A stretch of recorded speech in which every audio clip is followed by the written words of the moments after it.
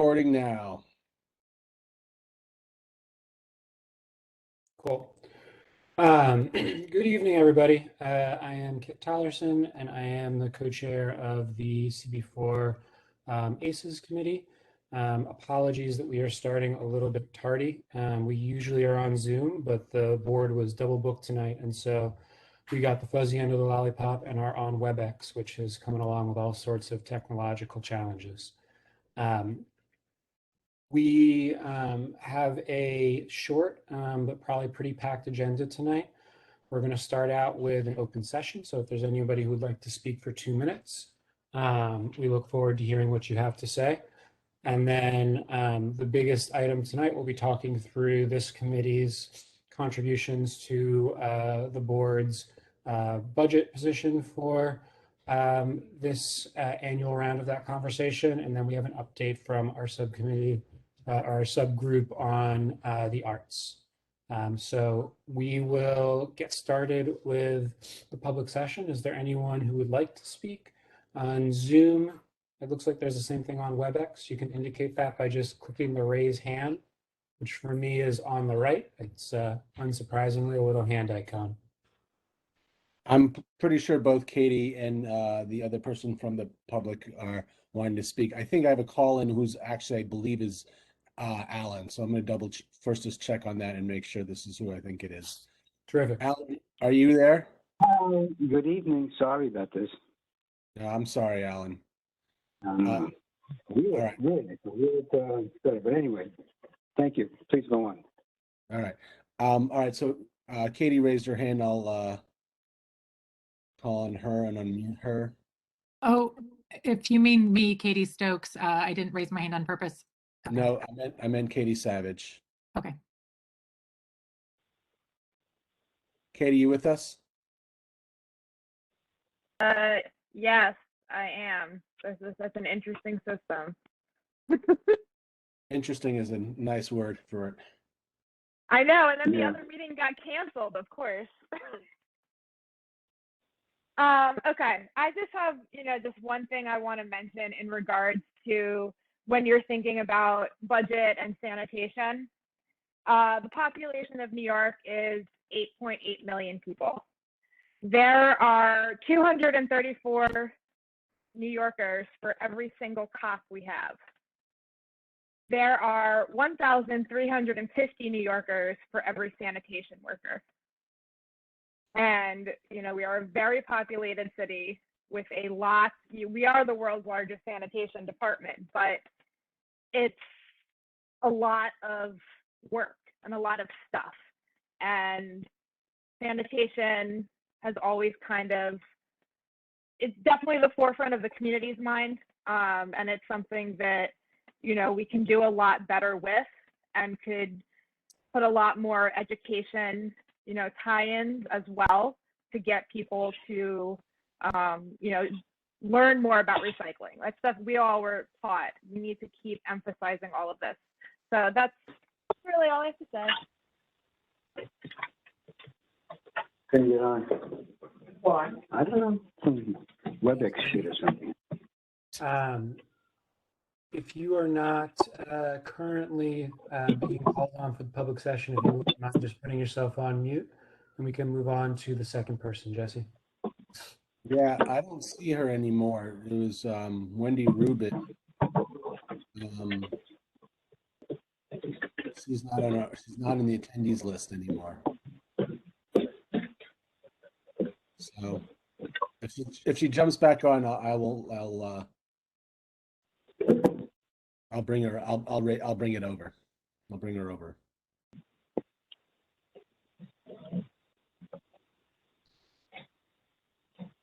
Cool.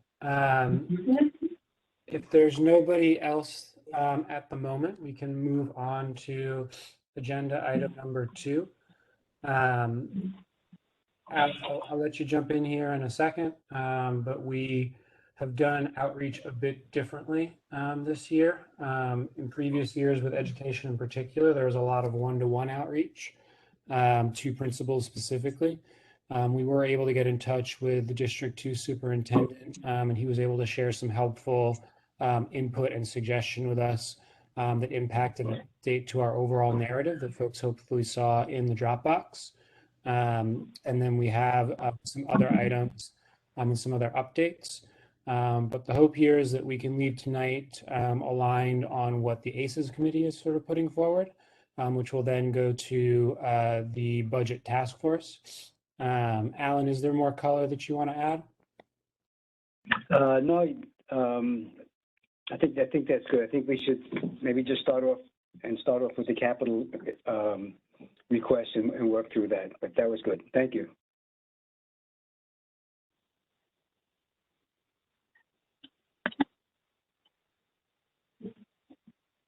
Hello? Yep, I'm just opening up the capital requests. Okay, cool. Thanks. Do you want me to try to share them on my screen? Is that helpful? That would be great. That'd be great. Let's see if I can make that happen. I did want to say one thing. We have the narrative in the front of our budget request area, which we updated from last year. Took out most of the language regarding the COVID portion and inserted into that section some of the things that Kit was talking about in his speaking with Superintendent Kelly on some of the items that several of his principals have been requesting. So that's been updated there.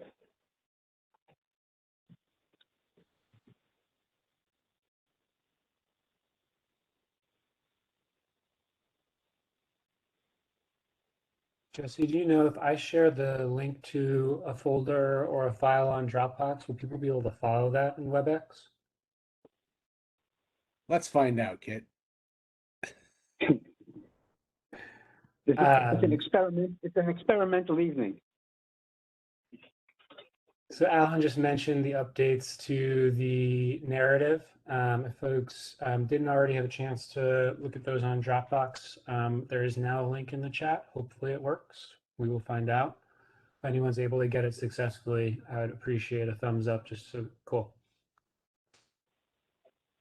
I'll give folks a minute to just read or reread that. And then if there are any questions, we can tackle those before we look at capital when Jesse's had a chance to pull that up.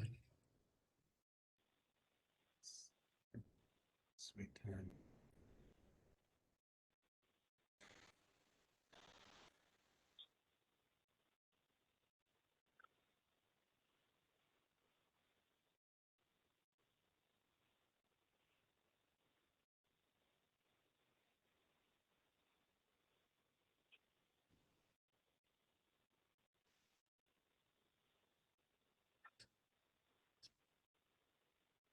Okay, so do you want me to share my screen now, Kit? Let's hold for just 1 second. Okay. Questions, commentary, or good to move on to the capital piece?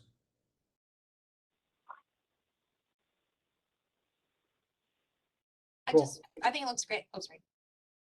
Just wondered if, like, the piece about water fountains seems good, but maybe less crucial than bathrooms or Wi-Fi. So I don't know if you just want to, if you'd be open to moving that further down, or if there's any additional rationale for new water. Like, I'm all for it, but if maybe we could enhance the rationale for it. But otherwise, I think it looks great.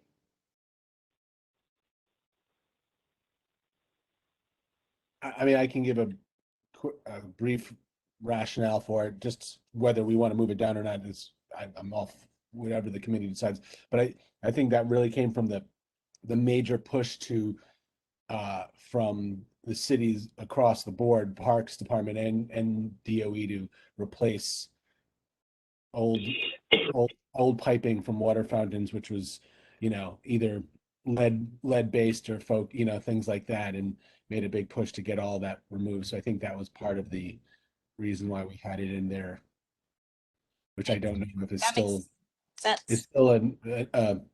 a priority in the sense of it still being need to be done or if it's complete. I don't know.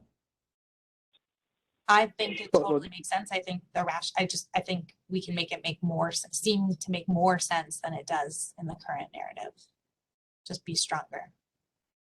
Well, we could say we would, in terms of the water fountain, there should be hands-free water fountains, but this is just basically a general opinion of what we feel is important or what is important for the schools in terms of some infrastructure, as opposed to it being an exact request, which we might try to do something as we go on with the capital request form. It's just a general narrative. It's just I didn't see for some reason I couldn't get up the specific funding stuff, but I was curious about, we discussed this, and it might be a hybrid with transportation, is maybe if we could fund a program where even the schools have where they store their garbage in the street in protected receptacles, similar to like Europe. We can invest something like that. So instead of being on the sidewalk, it could be in the street in a protected like enclosure. Yeah, David, good point. Can I make a suggestion? I think what we need to do is go through the capital requests that are already on the table, and see which ones we may just drop out or move somewhere else, and then we can entertain some other possible requests, depending on if they meet the requirements of having been addressed at a committee. But I think. Well, I can't find the capital request. I think it was put in so quick. For some reason that's not. David, I'll link the capital request in a second when we move on All to right, that item. thanks. Let's try to close out the narrative before we move on to the capital requests and then on to suggestions.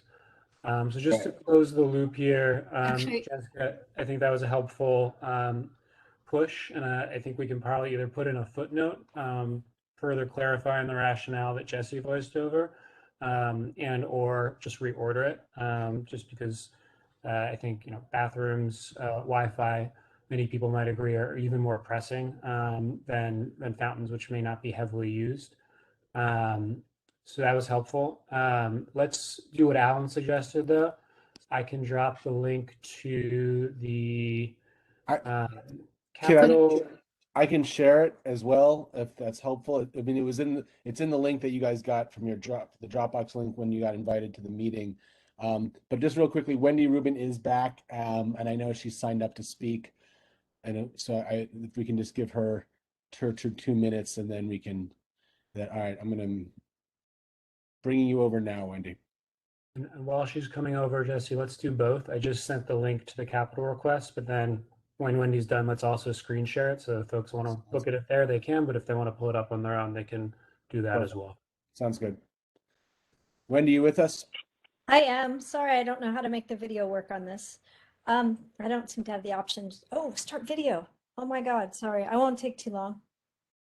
It's not you, it's WebEx. Thank you for Right. being here. Welcome to video. So anyway, my original intent, I spoke to Alan and Maria in the last week, and my original intent was to let you guys know what we did as we were planning on coming to the neighborhood. I have a casino themed 1920s speakeasy, and we've been up on MCB4, and we've done a lot of fundraising for our local people. But it looks like that we might not be coming to where we thought we were because our liquor license got nixed last night on the permit meeting.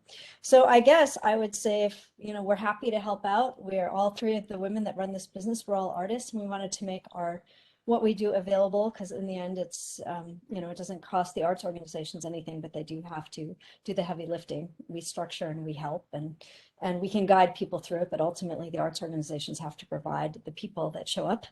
But anyway, my email is wendy@bigdeal.nyc.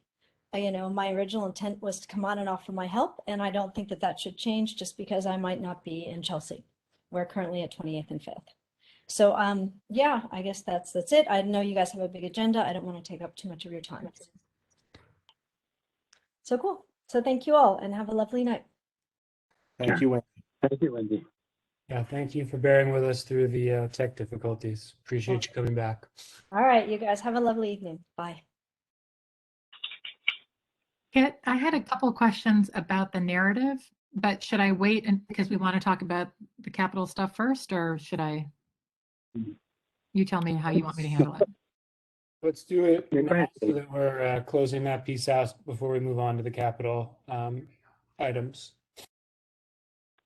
Okay, so just real quickly, it seems in the last section where we're talking about social workers that are needed for any of our residents who are experiencing homelessness and attending our public schools. It just was a little unclear because my understanding was that the Manhattan Borough President's position is that all schools should have social workers working in them and not just limited to dealing with students who are experiencing homelessness. So I wasn't sure if we meant to limit it that way or if we wanted to make it broader. So I guess that's one question I had. And then I also was just surprised in this narrative that we weren't saying anything about the issue of the public schools being so segregated and that needing to be an important issue that's addressed. But is it because we don't have a specific capital campaign request tied to it? Just to tackle that last question first, Okay. yes, it's not one that I would know a budgetary intervention to address, if that makes sense.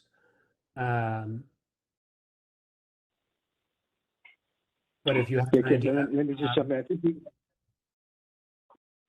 I think we tried to address that issue last year in the paragraph that begins in addition, as a population in our district continues to become more diverse. So we could make it a little stronger, but we did try to address that last year also.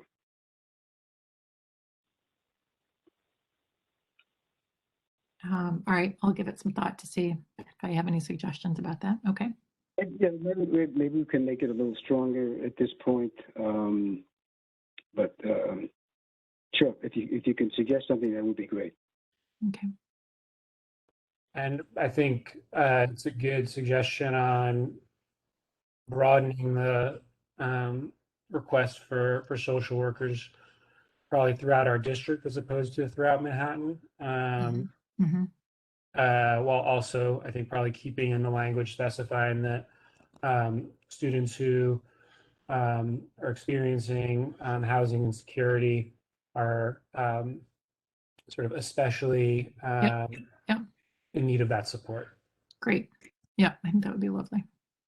I think it does make sense. Katie makes a good point because I do think historically we have requested for social workers in schools. So in general, I think the request was sort of broader and maybe the narrative was a little,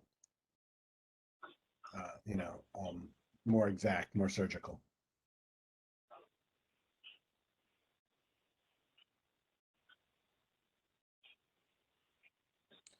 Thanks.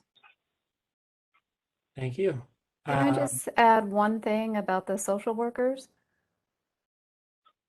I just, want to keep in mind that in CB4 schools specifically, more than most, I would say, community boards within schools District 2, we have the highest numbers of students in temporary housing. That's why I definitely would keep that focus in there. I mean, the borough president's been asking for social workers for all of our schools for a long time. And I know that with some of the influx of money, some schools have gotten them. But those were schools that at least that I know of, that were already well funded, and they're not CB4 schools. So I just want to keep that in mind. That's how we're different from other schools in District 2. I second what you say. I've served on a hate crimes panel, and the most heinous crimes are committed by people without homes. Usually they're adults. So I think if we intervene early with social programs for people without homes, especially, but any child, I think that would cut down drastically, hopefully when they're adults. But it's certainly something that should be a top priority. These are the people who need it the most in our society. Okay, but I don't want to leave the opinion that the most heinous crimes are committed by unhoused people. I mean, I don't know whether that's No, no, true or no. not. I don't know I'm the on. statistics. Okay, so I'm on but I New agree York with you, City. David, the heart of what you're saying. Yes, these children need intervention. And so that's why, we continue to advocate for them. Right, you and I are on the same page. I'm on the New York NYPD hate crimes panel, so we review cases, and when we're reviewing cases, unfortunately, in the New York City, these are adults, not minors. A lot of the crimes have dealt with these hate crimes. Unfortunately, are people without homes, and I don't know why, but that's just the way it is.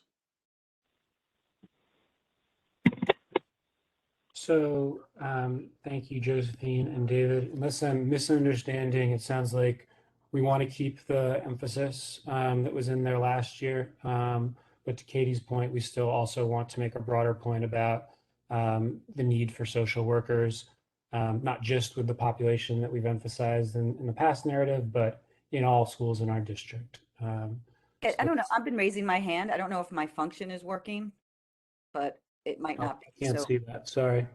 I don't know if it's working. I Yeah, don't go know. ahead, Leslie. I can't tell that you're raising your hand. I actually would stress the social, even though they are hiring more social workers and they're doing it in bunches across the city. I don't know, Josephine might know more about the specifics to our district, but I would advocate for removing it from the temporary homeless section and putting it up to the front paragraph of one of the major needs.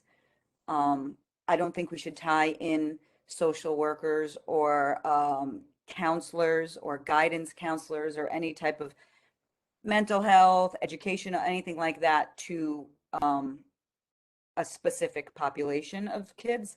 I think we should make a bigger ask since this influx of money is, under all accounts, coming. I think we should actually move it up. I really hesitate to tie it to any one particular group of students. In fact, and I do think it's more and more important issue that we can bump it up to the top group of issues.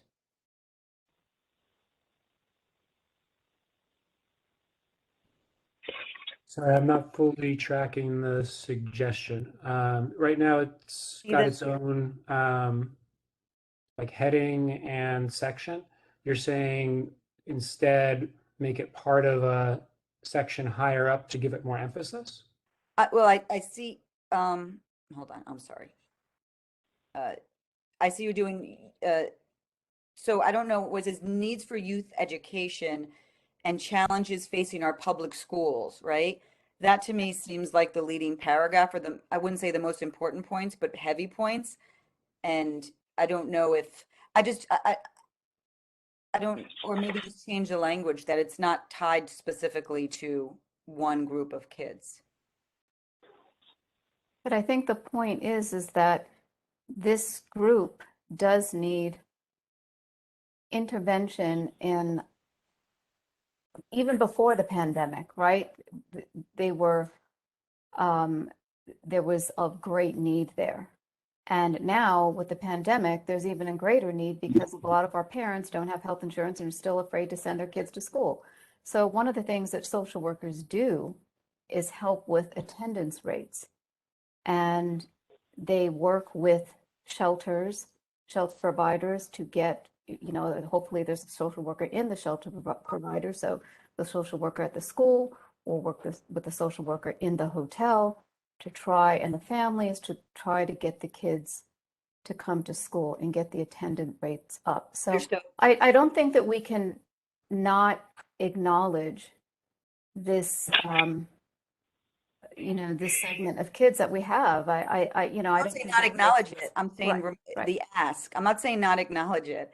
We're talking Okay, about. then not remove the ask, because the ask is an important one, and these kids need to be looked out for. So All I mean, kids I need- agree. It's great to have social workers for all our kids, but I don't want to not make a specific request for the schools that have very high numbers. Some of our schools have 25% kids are living in shelters. That's 1 in 4.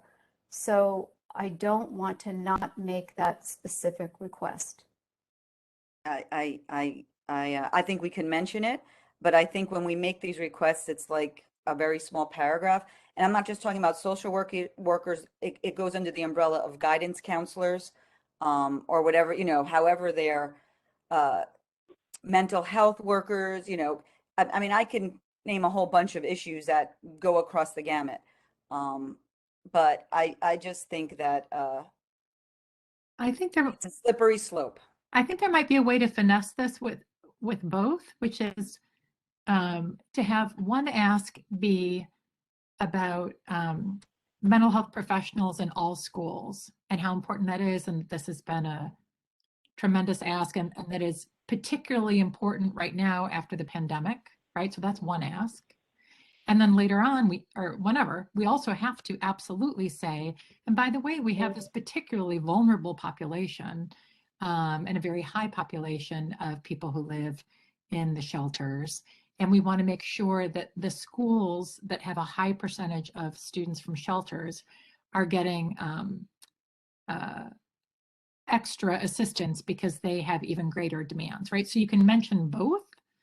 But I think that would be the way to finesse both.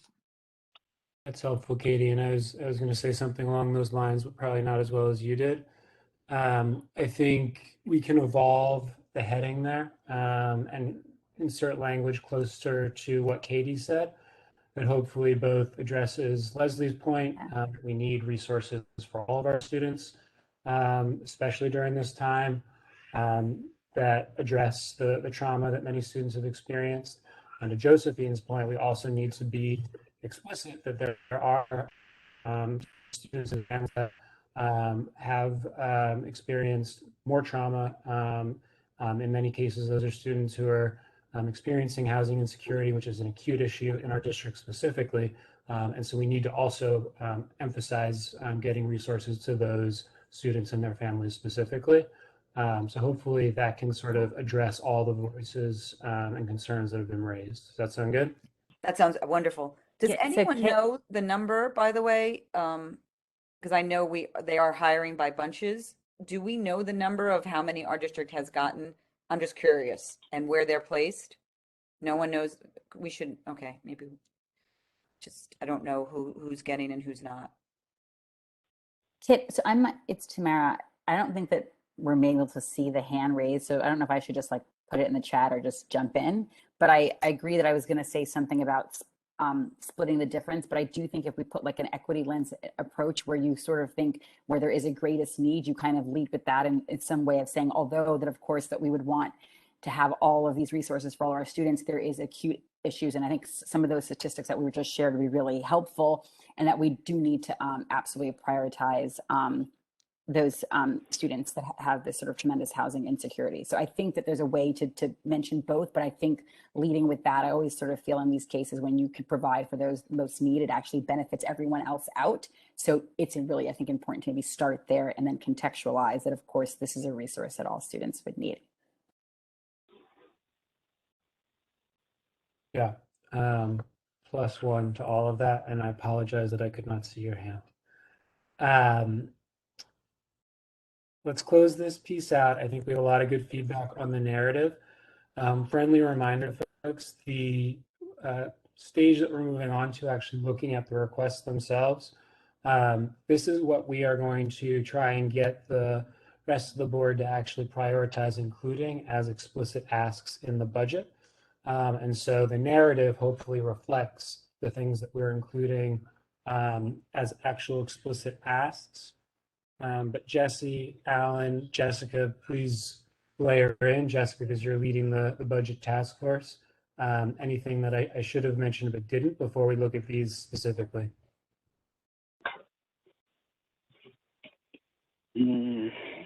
I have nothing to add. As you said, just for everybody else's edification, all these will be brought together, and the more specific we can be, and the more that these come as a result of very specific requests that we've received from entities in the district, then they will carry the weight of those requests, more so than if it's something we think is good, but we don't have, you know, a very tangible or specific entity that we, you know, knows is requesting the support.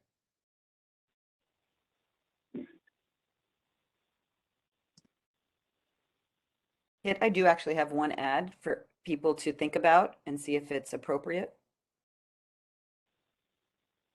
Can we go through the ones that we've got, just so then we can get rid of there's a few that I think we can get rid of, which will open up some, not that we have limits, but like that will, you know, create some, I think, some more flexibility and space.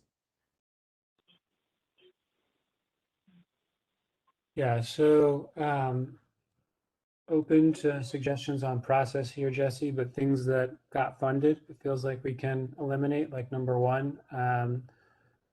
If it actually was accommodated, it's not clear to me that we know the answer there, but I don't know, we want to ask for things again that agencies have said that they will provide. Leslie, this is your number one, was number 1 and 5. I think you're in, maybe Josephine's, if memory serves, your focus. I think we discussed the budget task force, that we thought this was initially, that we thought that these are well, not number 5, but at least number 1 that was responded to or appropriate. I think 1 and 5, Jesse, no, you were right with 5, but they were both specific requests from the district superintendent's office, at least the lower schools, for immediate needs with COVID. They wanted to expand their libraries, both digital and the actual physical taking out of a book, and also the iPads. I don't know if this is necessarily our first, I mean, I think from what I understand, and when I talk to at least the elementary school principals, everyone has an iPad. The iPad are not the problem. They have a lot of iPads. iPads are fine. It's if it breaks, they have to put in a ticket. It's the upkeep of the iPads, and then they, you know what I mean? Like the kid can go home with the iPad, but then there's a connectivity issue, which we talk about. And then there's a whole ticket system to repair iPads that are breaking down regularly. So I don't know if that's an ask in like the iPad numbers, or if that's a maintenance issue. You know what I mean? Maintenance of iPads or digital maintenance. I don't know how that would be, Jessica might know this, as far as the asks. Like whether it moves to expenses. Do you know what I mean? Expense. That would move. I would consider that expense, because we're no longer asking, actual tangible items. We're asking for additional staff and, and processes to fix existing infrastructure. I just have a quick question on the technology part. When it said it was fulfilled, like, Jesse, how does that actually happen? Like, how do we actually know that the request was fulfilled, I guess, is my point. Josephine, are you untrusting of the DOE? How dare No, you? of course not. But it's a very large system, 1 million students. It's big. And I just want to make sure that this actually translated to iPads Well, I mean, going into, or computers, because the problem with the iPads is you can't write a paper. It's hard to write a paper on an iPad. So whatever technology they got, I'm just curious, Jesse, like, how does this work? So DOE was here, right? Tell me, when was the last time DOE was here? Was it 2 months ago, or? Yeah, a while ago. Well, I don't know. Is that a while ago? Because I remember her being here, and we specifically asked about the iPads, and right? Or maybe, you know what? I'm sorry. I'm mixing up my meetings. Borough budget consultations, which is what I attended. Blake attended one for sanitation. Yeah, so that was specifically asked, and that was specifically answered by DOE. You can see the answer for that in the budget consultations. There's a folder in your in your Dropbox, which has every agency's budget consultations, agenda, and answers and responses. And that was specifically asked and answered, saying that every student has an iPad. Okay. Well, I would go with your suggestion of moving the maintenance part into the expense side, because in terms of purchasing these items, it seems like DOE kicks it down to the local representatives, as they do with a lot of this technology stuff. So they don't. It doesn't seem like they even get involved a lot after the first buyout. They kick it down and make the responsibility of the local electeds, it seems. But in terms of maintenance and maybe replacements and maybe that sort of thing, maybe that should be put into an expense item and open up the capital, this capital section for perhaps another request. I was just also going to respond that I think, to the extent, Josephine, to your question, because like is a bit of a black hole out there at times, but that's why hearing from specific schools or agencies is so important. Because if this isn't their priority right now, then it shouldn't. Like in theory, it's good and it needs to happen. It's why it was on the budget last year. But if it's not what is top of mind for these schools, then it shouldn't be our number one request either. And really that's, I think, should be driving what, even if it was super, super important last year, if we're not hearing that drumbeat this year, then it should, in this case, come off or be altered accordingly. And I agree. I just wasn't sure where we were. I don't know if anyone has spoken to any principals. That's just why okay.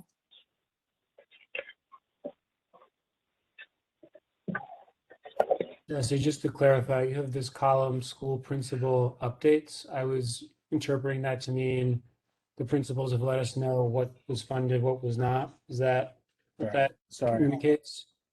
Hold on one second. I'm lost here. Sorry again. Go ahead, Kit.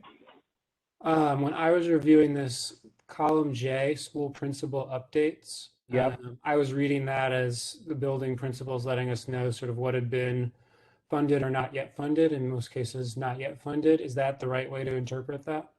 Yes. So Alan last week asked me to reach out to the schools that we made specific budget requests for particular items and to find out whether they've been funded and that they feel like they need to continue to be advocated for. And so that's the notes that I have from each of the principals. I did not do every request because some of them came from the meetings with the superintendent, which was multiple schools. And I didn't do the number one and the second, the first three I didn't really do. And I have an update on the library thing, which I put into the Dropbox just today because I just got it in today. So those three I did not do, but the rest I did get direct responses from the principals.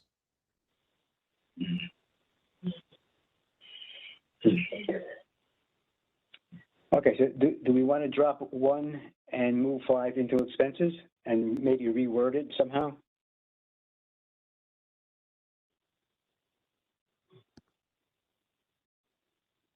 Is there anybody opposed to that? Nope. Sounds great. Okay. I like the idea. One addition to that is and let me know if this is a different situation, Jesse, could we potentially drop 36 into expenses as well? Because it sounds like it's been partially funded. But the feedback from the DOE was we need to follow an RFP process, similar to one of the other ones we're dropping into expenses. This is the High School for Environmental Studies. Yeah. Yeah, we can do that. Great.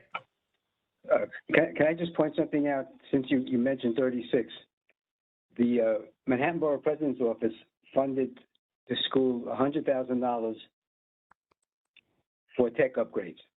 I don't know what it wasn't, the form that it came out on didn't specify what it was, but they funded $100,000 for that. The council member funded the school also $100,000 for the purchase of 256 Chromebooks and cards. That's a lot of tech money. Yeah, no, so I'm just trying to bring up the point of who is funding our schools at this point in time, which is maybe another conversation we could have somewhere else. But the borough president's office probably funded about 15 of our schools for about $1.2 million this year, and the council member also for about $1 million for only 5 schools, one of which was FIT. I think they're redoing the auditorium. So,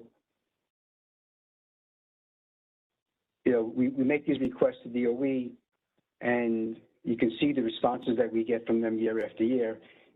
And I think this was the first year we really reached out to the borough president's office to get specifics, and a lot of money goes out the door from the borough president's office into our schools. But that might be a different conversation we might want to have with the new incoming administrations, both council member and borough president's office, when the time comes, once they get their feet settled in a little bit. Move on. But Alan, it sounds like you're saying that the High School for Environmental Sciences has already received quite a bit of money for tech stuff in the last year. So this maybe shouldn't be one of our priorities this year. Is that correct? That's a good point. I would probably take it out. Yes. Well, now I think that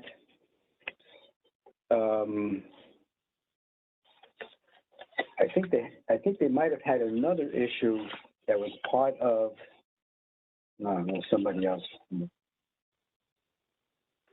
I mean, can I make the again, point that it's very low on it's low on our capital list already. It's 36. Yeah. We usually cap 40, and we're moving it to expense, which I will tell you is we usually have much more expense than capital, and I think we can all note that it will be probably on the lower end of the expense as well. I mean, we're fine if you guys want to remove it completely, because they did get a lot of money from tech. As Alan said, that's fine too. I'm just saying that it's certainly not going to be the number one expense, I think, or, you know, that you guys are, because we have an entire another sheet that we have to look at tonight. So with his just expense. So and one thing I'll add to what Jesse just said is the principal did get back to us and did specifically say, we would appreciate your continued support and advocacy for us. Feels like if a principal took the time to say she would appreciate it if we could continue to push for the funding, maybe we shouldn't drop it entirely, even if it is not going to be our top priority. Yeah, I think we can leave it where it is. Okay. One other one that popped out to me is one that we could drop is, it doesn't have a number, it's CS, the second from the bottom, PS11 capital needs. Definitely an important ask, but it says that the request will be accommodated. And I know living a couple blocks away from there, that building's been under construction. Jesse, unless you have information about it still being in need, it seems like we could drop it if the funding has been pledged. My understanding, the funding is all there for this project. It's just getting it done. Cool. So any objections to taking that one out as well? Nope. None. I think in the past, even though they say it's been funded, I think we usually sometimes keep it under continuing support, just to keep it in their focus. But that's just my opinion.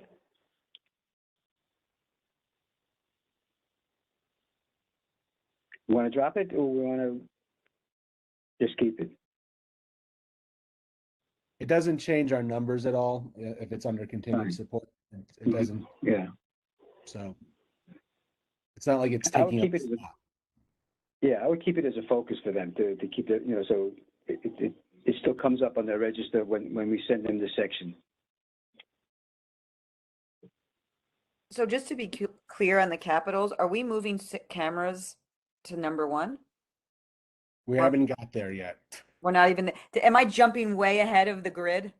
Yeah.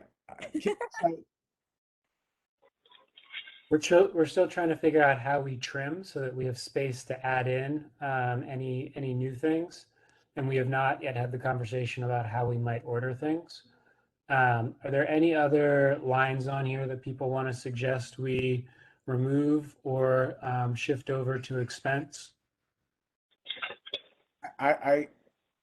I would like to recommend one based off of the conversation I had with New York City Public Library System, which was the most bizarre set of emails I've ever had to deal with. They completely forgot that one of their branches has a leaking roof for over 5 years and completely. Hold on. I have someone wanting to say goodnight to me. Hold on one sec. Oh man. You want to say goodnight? I saw your jaw. Jesse, I saw your jaw drop when you read this. Yeah, it was. Oh, thank you, buddy. Bye. Okay. Want to give us a background, a run through on this, please? No, so real quick. Bye, love. Thank you. So, so basically, they got back to us today. We've been advocating for the Columbus branch to get a new roof for years. It has not been the priority. Muhlenberg's branch has been the priority. Their HVAC system has been the priority. Their doors been the priority. Something else has been always the priority over Columbus. Columbus has been branch has been like the redheaded stepchild, and I apologize for anybody who has red hair and grew up with it. So this year, Columbus branch fell off completely. I had to remind them. They finally got back to me because what they did was the roof had gotten so bad that it fell into their emergency repair, which doesn't go through their normal capital and is getting repaired. So in a bizarre way, it's a win because the roof is finally getting repaired. Now, 2 years ago, they had added on an elevator renovation to the Columbus branch, which jumped the project from 800,000 to about 2 million. That's supposedly no longer an issue, as reported by New York City Public Library. The elevator works fine, and so Columbus branch, I guess, in terms of capital needs, is getting what it needs and is being done.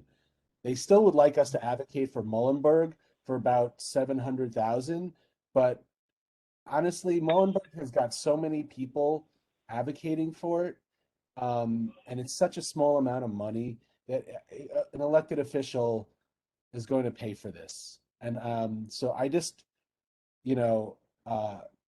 think we can take. I would say I'm comfortable with suggesting not putting the public libraries thing as high as it is. If we want to keep it in and put the Muhlenberg request in just because to sort of say we are supporting our libraries, and that's fine, but that's my recommendation.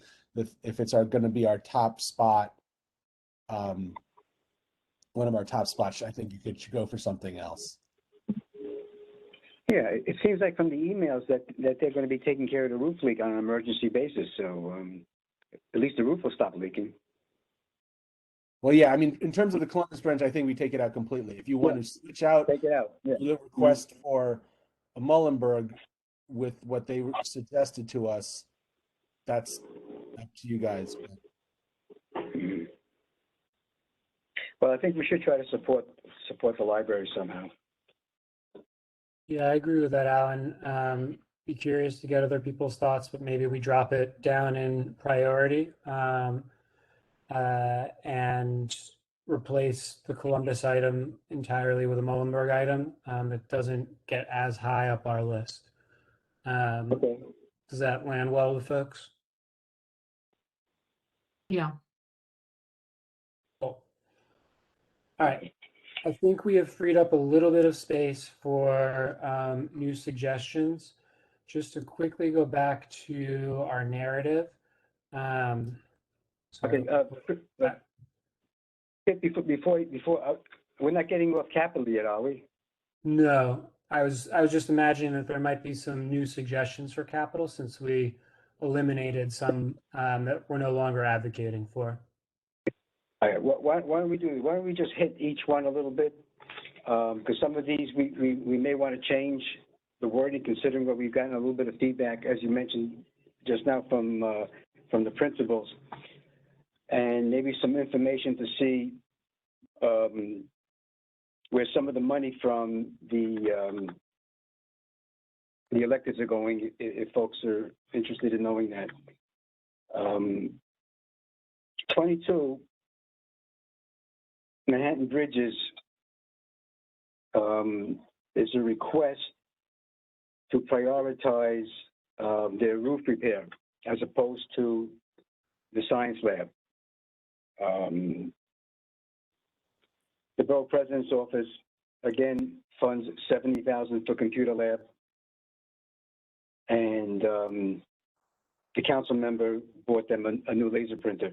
But I would suggest rewording 22 for a capital, more of a capital expense that'll go to SCA in terms of a roof repair. So it seems that's from the principal as a priority, even above the science lab. Hey, Jesse, on that one, wasn't that the one that we in budget 2 years ago in committee recommended Brad or recommended the state? Remember the state had that money and they said they would do a project and we would recommend, and that was the one recommended, and Brad Hoylman said that was getting funded, the science labs at Manhattan Bridges, and we were like, hooray. I know we did. No, well, they still have not confirmed whether it's being funded.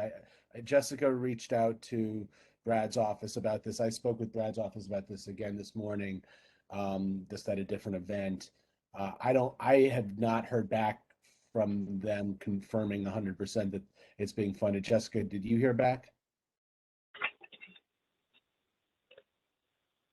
I did not. I'm happy to push, but I don't know. It doesn't feel like they're somehow interested in responding. Right. I mean, it's a big, long process. The issue though is that the cost of the science labs are so significant that the money that they got for the science labs was not going to cover it, and so that's why it got directed into the computer labs. But with my conversation with the principal, as Alan said, that he doesn't even think there's any point in pushing for the science lab funding at this point, because the roof leak is so bad that it would just, they're not going to want to, SCA is probably not going to want to make that level of investment into something that's going to be damaged. So that's why he said prioritizing the roof would be helpful to them. We still have the request in for the science labs from Brad, so it's not as though we're not still requesting it, just on a different track. I mean, I sort of regardless of the Brad thing, if the principal is saying this is the priority, I'm not really sure why what more there is to say. Like, I think we should endorse their priority. It strikes me as slightly pathetic that we have to endorse a leaky roof getting fixed. And it just seems like that should get fixed anyway, and that we should be able to focus on more substantive things. But if the poor principal can't get the leaky roof fixed otherwise, I guess then we should. By the way, Jesse, do they have any tips from the library whose roof fell down about ways to just get this into emergency funding? We're just gonna, right, exactly. You just make it as worse as possible, Yeah. and therefore it triggers. Let's all go and throw water balloons at the roof until it falls through. So does anybody have any opposition to this change that Alan suggested, that Katie's and Jessica support?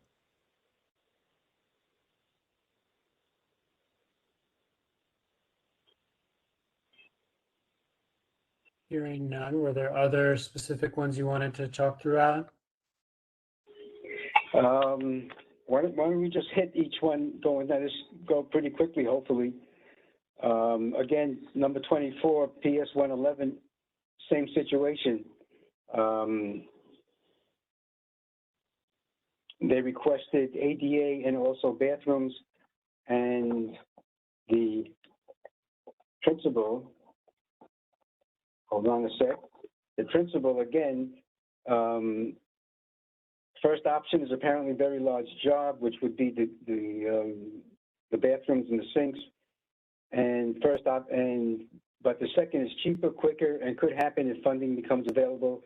We would love to get going on that. It would allow people with limited mobility to access the gym and auditorium for events. I mean, we could just leave it the way it is, but I think when it gets to DOE, they just look at the request, it seems to me, and they say, well, either it needs new study or it needs new or we can't fund it at this point in time, because they're looking at the whole total request. I think sometimes it pays to be a little bit more specific and zero in on a particular request. And in this case, the principal is asking for us to prioritize the ADA access to the building, the gym, before the bathrooms. Any objections to adding the specifics from the principal to update the language?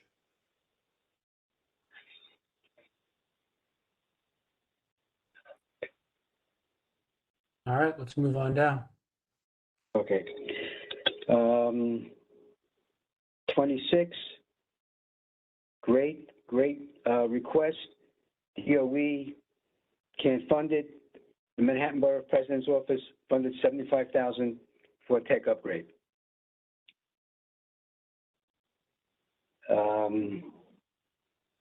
It still, I guess it still should stay there as a request for this particular school.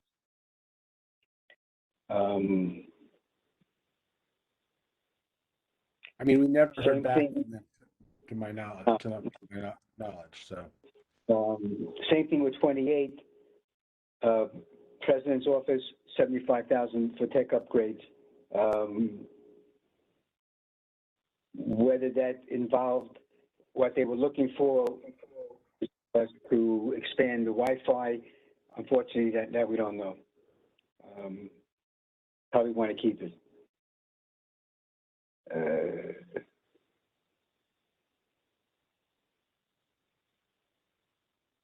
Again, same thing for 29. DOE on this request needs further study. So obviously they're not getting funded. Manhattan Borough President's Office, $75,000 for tech upgrade.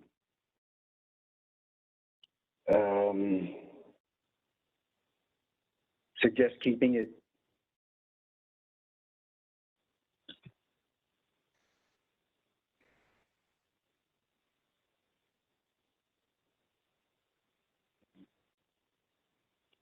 Here's an interesting one, Jesse. You spoke to the principal on this. There seems to be a dispute as to who's paying the architect. I guess it's for the rooftop garden. Yep.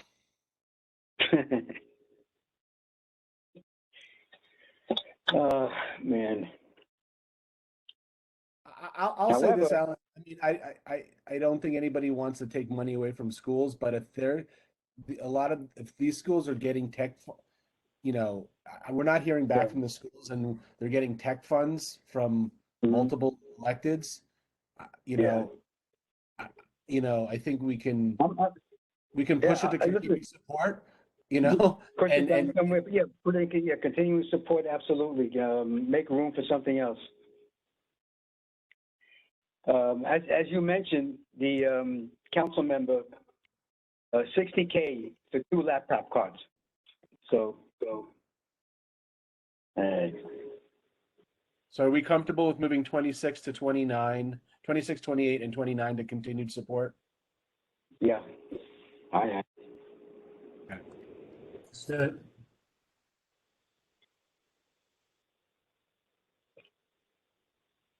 So we're saying 26, 28, and 29?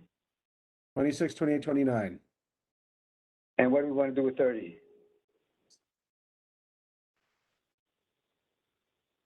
I mean, 30, I think this principal responded back and said, you know, very specifically, this could be, I mean, if they think if a principal responds back and says, this is a very specific request, I think we should keep it.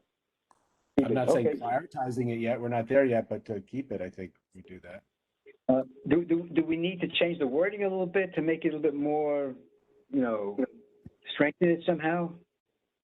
We Well, in can this change case, if she actually knows how much it's going to cost, wouldn't we say provide, instead of increase additional funding, shouldn't it just be provide $75,000 to complete Yes, rooftop? yes, we'll reword it and we'll update it. Okay. See what happens next year, because I think with Eric Adams, I think that's going to be one of his pet projects, these rooftop gardens, especially if they grow food on it. That's a possibility. Yeah. So number Okay. 31 is a very large project. Yeah. It's very expensive. That's all I have to say. Right. I mean, there's the project, the building itself is currently under massive construction by SEA for all exterior purposes, though, nothing to do with interior work.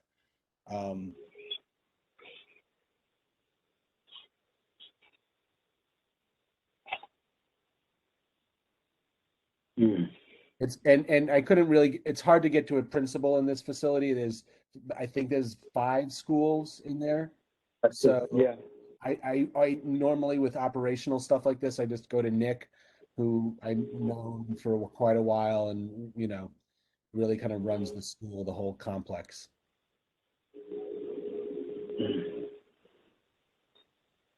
I think with buildings being co-located, he's a good proxy to let us know what the need is. Sort of similar to other ones, it feels like we've had direct input from a community stakeholder about what the need is. I don't know that we need to prioritize it more highly than we did last year, since it is such a massive price tag. But it feels like if they took the time to get back to us and let us know they needed it, we should keep it in some way, shape, or form.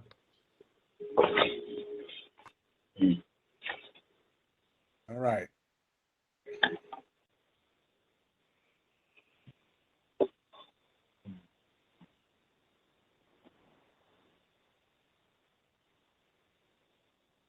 Leaving 33 for PS11?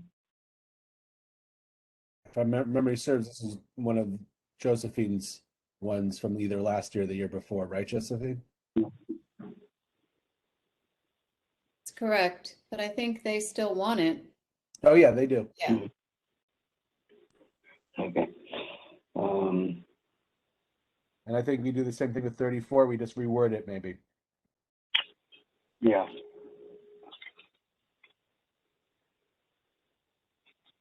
Okay.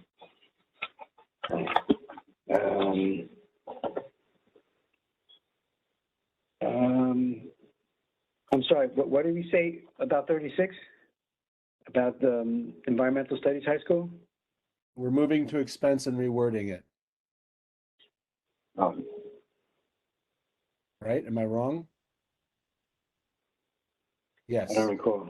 Yeah, these are because it's the tablets and stylus. Okay.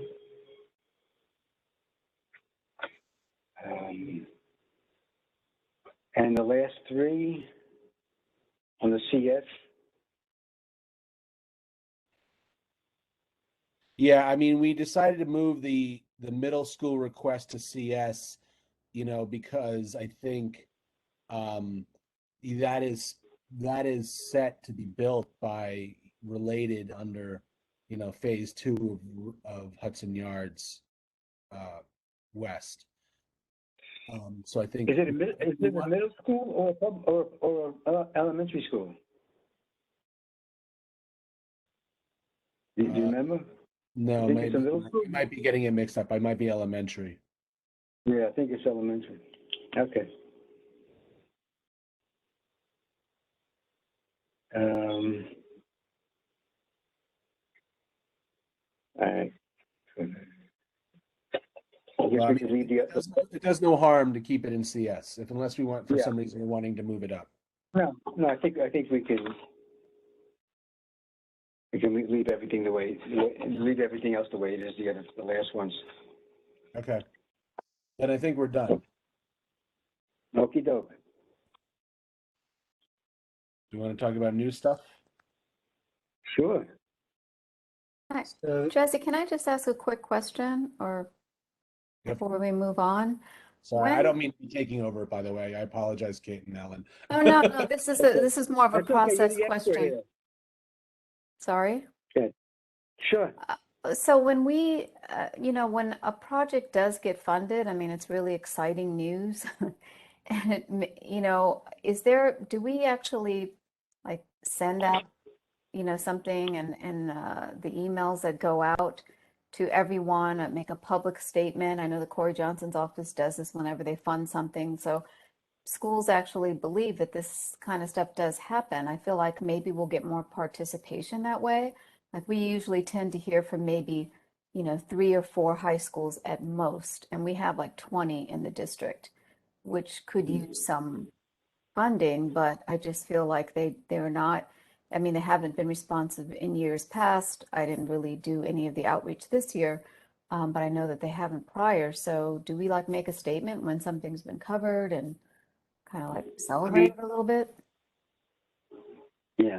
Good point. I think we don't find out sometimes until when we ask about it a year later or so. But it's a good point. I think it's something we should take up with our the new electeds, as they fund things, and also with DOE. We should have some kind of a procedure where once something gets funded, they notify Jesse, and we get some sort of a congratulatory letter out. Sure. I'm sorry. Go ahead, Jesse. Yeah, so Alan's sort of right. Alan is right in that we really don't touch base on this stuff except for twice a year, one in the preliminary budget phase and then one doing the statement of district needs for later on in the year. We don't, on occasion, we'll get notices about the funding of something, but sometimes we do not. Since we don't really fund anything, it's not as though we are kept Right. in the loop on that level. We do try to, as Jessica's done in the past and her predecessors have done on the task force, have highlighted wins, what we call like wins, as to that, our advocacy helped move something along, little bit by little bit. It takes, in terms of school stuff, I will say or any agency actually, it's a lot of work to keep track of it. Yeah. and actually know when are they announcing that, and then when can we, announce it as well. I'm Got it. That makes surprised they sense. don't contact us and Yeah. or solicit us. I mean, why? I think Alan is right. I think we can talk about this. It's almost 8 Yeah. and we have expense Yeah. and we have new capital and you still have to prioritize. So Yeah. So is there quickly new, before we move on- yeah, sorry. Quickly before we move on to the expense side of things, were there any suggestions for new items in the capital bucket? Quickly going back to our narrative, a couple of the things that were emphasized in it were in terms of infrastructure, building type stuff, water fountains, Wi-Fi upgrades, and a third thing that I'm forgetting. Wi-Fi. Wi-Fi, water fountains, and Um, bathrooms were the 3 that were mentioned as needs at multiple facilities in our district. And then we've also reiterated, or we're planning to reiterate this year, the need for social workers. Social workers might be more on the expense side of things because I'm guessing it's a salary. But the other 3, I think, Jesse, correct me if I'm wrong, could all be considered capital. I'm sorry, that's being the water fountains, the Wi-Fi, And the bathrooms. and the bathrooms. Yeah, those would all be capital, and they would, most times those would be capital. Those would be capital. Most times those would be under SCA. One thing we just didn't touch on, I realized we skipped over, and Leslie brought it up earlier, but we didn't focus on it. Was our third request right now? Our third highest request in capital is this security cameras for multiple schools, and it says that will be accommodated in part, which now makes me realize I did not get back. They did not hear from them as to what that really means. But it certainly means that not all of them are being accommodated. Yeah. Feels like they love to talk to us, so we should have them back soon. And we probably keep it on there. Jesse, I saw that laugh. I mean, I would love to see requests that are similarly formatted to that one. So sort of like multi-school requests for bathrooms, water fountains, maybe together. Alan and I were talking, he said maybe we actually suggest SCA that they study which buildings is that a need at, since it was a general request from the district as opposed to a school specific one in the way that we got it this year.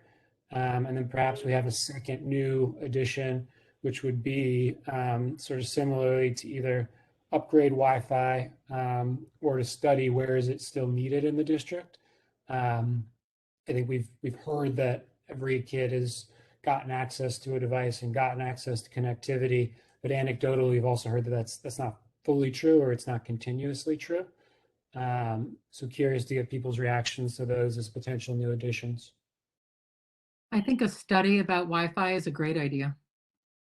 Just that'll go under expense is my guess. Yeah. Good flag, Jessica. I have a new one. I don't know if it's time for that, but Well, let's button Your up the one. reactions to the two that I threw out before we go on to a Yeah. different new one? Yeah. I think we should ask them to fund a study, not to fund repairs, because they'll say, well, which schools you want repaired, but they should fund a study to give us an update as to which schools need. If that's the way, I don't know about the wording, but we should know which schools are really in need of it, and then we can go ahead and make some budget requests at some point somehow, or there might be some emergency funding that some schools might need, but I mean, and then again, it highlights the need that principals have made the request that they do need upgrades in bathrooms and in water fountains and anything else. So SCA, DOE, they should go out and study the buildings and give us a report on it. That's what I think. may I comment on that too? I would stay away from saying funding a study. I just think that's double, I think it's kind of giving them like an out. I would just say fund what is needed and let them do, let their office staff do this, let them research, which is, if we say, let's fund a study to fund this, I think we should just cut to the chase and say, fund this, where needed, obviously more detail, fund this, and then they can determine, or the schools can determine, they can determine where that's needed. I just think if we say fund a study to determine, then it's going to roll over to a year and a half. I mean, I understand the need for it, but I think that the quote unquote study can be done in house. That's what they do. Well, SCA does that. SCA does what we're asking them to do every year. I mean, they've got to go in and do a full makeup, like, Right. shakedown of the school. So they have that info. I agree with Leslie. I think if you're going to put it into your narrative, I just think the thing I will say is that none of the requests currently, with rare exception, have touch on the narrative that we just talked about, right? We don't talk about there's no request for drinking fountains in our requests currently. I'm not, the bathrooms really have not, I think besides 111, and he's sort of saying the other priority is the ADA access within the building is his priority. The Wi-Fi, we have a little bit here or there, but we're sort of saying that the schools are getting all these tech upgrades from elected. So I'll just say, I think either we say that we can just say, we don't have to, in the request, we can just say, we think every school in our district, this is district wide, every school needs having to have their Wi-Fi upgraded, right? Right. It maybe that's not absolutely true because certain schools Mhm. have their Wi-Fi upgraded, but Right. if we're saying that's our priority in our narrative, I think you've got to put it in there like that Mhm. in the request, or it seems kind of bizarre, right? That we're not. Jesse, Right. I like that approach, and I think it, like, Leslie, my only concern with the narrative you had led with is, like, I appreciate the not asking for a study, but if we say make sure or have Wi-Fi just generally, they're gonna say, we've already, like, this request has already been accommodated. When the more specific we can be, like, that's where we're going to hold their feet to the fire. So even if we just use Jesse's language, which is just every school needs to have upgraded Wi-Fi. No, I agree with that. No, I'm not saying it should be very general. I'm saying it should be more direct in our ask and just the removal of a study, financing for a study. So it sounds like we're getting Well, close to, You can call it whatever you like. The thing is, if you ask for them to do something, and you don't tell them, well, PS such and such or middle school such and such, some of the responses we've got from them, from DOE, SCA, when we've done that in the past, was that, could you be more specific as to which schools? So well, we maybe need that's to the have them. backchannel conversation, Alan, we can have if that's what they say back to us. But at the moment, we don't have specifics from the district about which schools each of these things apply to. So we aren't in a position to be more specific than district-wide for things like Wi-Fi upgrade, bathrooms, water fountains, unfortunately. Yep. I think Jesse's language is good. Okay. Sounds good. So I guess the question I would have for you guys to sort of hopefully help prioritize all of this for capital, and I know we haven't even got to Leslie's new idea, is do we want to then say we're removing the first two priorities? We'll keep the security cameras because it's not fully completed, and it was a specific request made by a group of principals a couple of years ago, but then maybe the top three will be one for Wi-Fi across the board, one for bathrooms across the board, one for drinking fountains across the board, and then the security cameras, and then that's like our top four. Can everybody live with that? Well, if we're talking plumbing, why can't we just bundle bathrooms and water fountains? I'm sure we could. So if you want to make that, you want to bundle those together and say bathrooms and water fountains, and use whatever language we want to describe that, then that's fine. And then so our top three would be in no priority order, but I'm just saying our top three would be some mixture of the security cameras for all the schools that we listed, then one for Wi-Fi, and then one for plumbing. And then after that will be the list that we have currently, cleaned up with updated language from each of the schools. And then if there's something new that Leslie wants to bring in. It sounded like Josephine had an idea too, but Leslie, you've been waiting. Let's hear from you, and then we'll go back to Josephine. Thank you, Kit. I want to wedge this into capital if we can, because our expenses are going to be loaded, right? So if there's any way, what David was saying, I'm going to piggyback a little bit off that and take it a little further. I think we need to introduce a comprehensive composting program in our school cafeterias. If you know anything about food waste, then look at a kid's school cafeteria. But I think we need to be, if the city's going to push composting to individuals, I think the schools need to step it up, need to have composting in their cafeterias.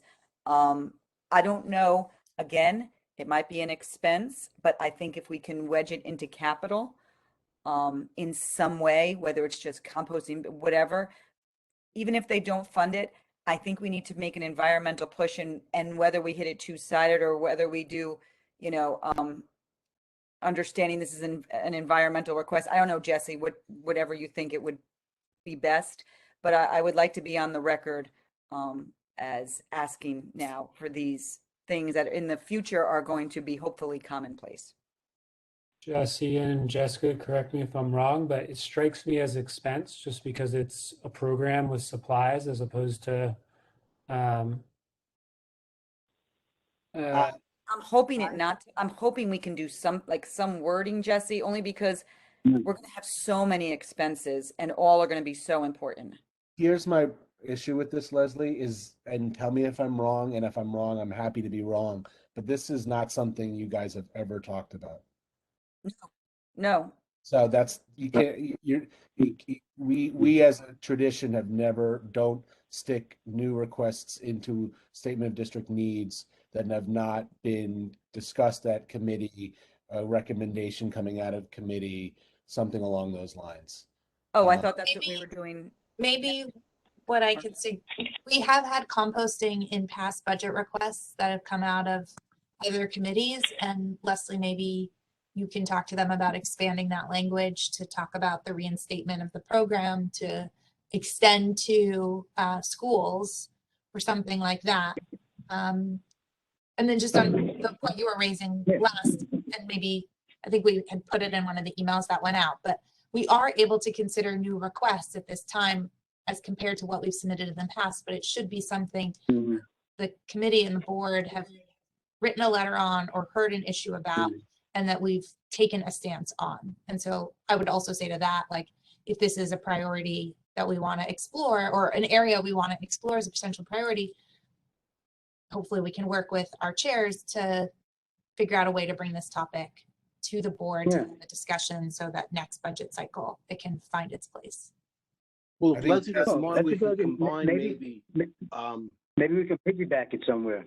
That's what Yeah, I'm saying. If we can that's a good combine it idea. with my Yeah. request of the outdoor, keeping the trash outdoors in nice receptacles outside in the street rather than on the walkway. And we could start that with the schools, because I know there was experimental programs to do it for the residential, but why not create that for one of the schools? I know someone was complaining when they were doing repairs between the trash on the sidewalk from the school. So this way we could set an example, because we have requested of trying to do experimental things with commercial and residential buildings, and this way it's easier for the school to do it. It's the government. Let me jump in there. So David's right, actually, that is something the committee has actually written a letter on, not specifically for schools, but for the program. If you remember, Czech Peds came in front of ACES, and actually you guys wrote a letter of support. So if we want to be creative, we, and I do think Jessica's point is maybe to connect with WPE, who does a lot on the composting, and I believe is on record for writing about composting. And then there's maybe a way of kind of putting in a request. It's not gonna, I guess if you wanted to try to be creative and say, right, we wrote about this to DOT really, and then to Department of Sanitation by residential, but I think it's a stretch to then include DOEs having an internal program for composting. But I think it's not much of a stretch to say, we are on record for about composting, and we think it should be expanded, and it could including schools. I just don't know if it's necessarily, I think we should have that conversation with WP, because I don't know where WP falls out in their priorities. So if it's not a priority for them, I would think it would want to be a joint priority for both committees. We should go back to Josephine, and we should go to Sarah. Both of them have been waiting. It's WP, by the way, just a point of information. Sorry, what's the question? Waterfront What's Parks and WP? Environment. Waterfront Parks and Environment, David. So let's go to Josephine and then let's go to Sarah. Before we do, Josephine, just want to quickly say, I really hope everyone can sort of take into account what Jessica has said about let's try to base this on what we're getting from the agencies and from the community in terms of input, as opposed to maybe things that we personally want to advocate for. Right. No, I'm just going back to the bathrooms real quick. If PS 111 is the only school that's asked for them, then I think we should just bump that up. Like if we ask for all the schools, I feel like it's less of a chance that anything's going to happen. And I can attest that PS 11 needs those new bathrooms, whereas the other elementary schools in the district, they're just not in that kind of need. So I'd be comfortable just requesting it for them. I just feel like they might have a better chance of getting it. That's it. Well, you were talking about PS 111. I'm sorry, Josephine. I'm sorry, yes, PS 111, yes. I mean, listen, I don't, again, it's what the committee chooses. I'll just say what the principal really asked to say was, out of all of those things that we had requested for him last year, he seemed to focus on the ADA access to the gym and the auditorium. So, Yeah.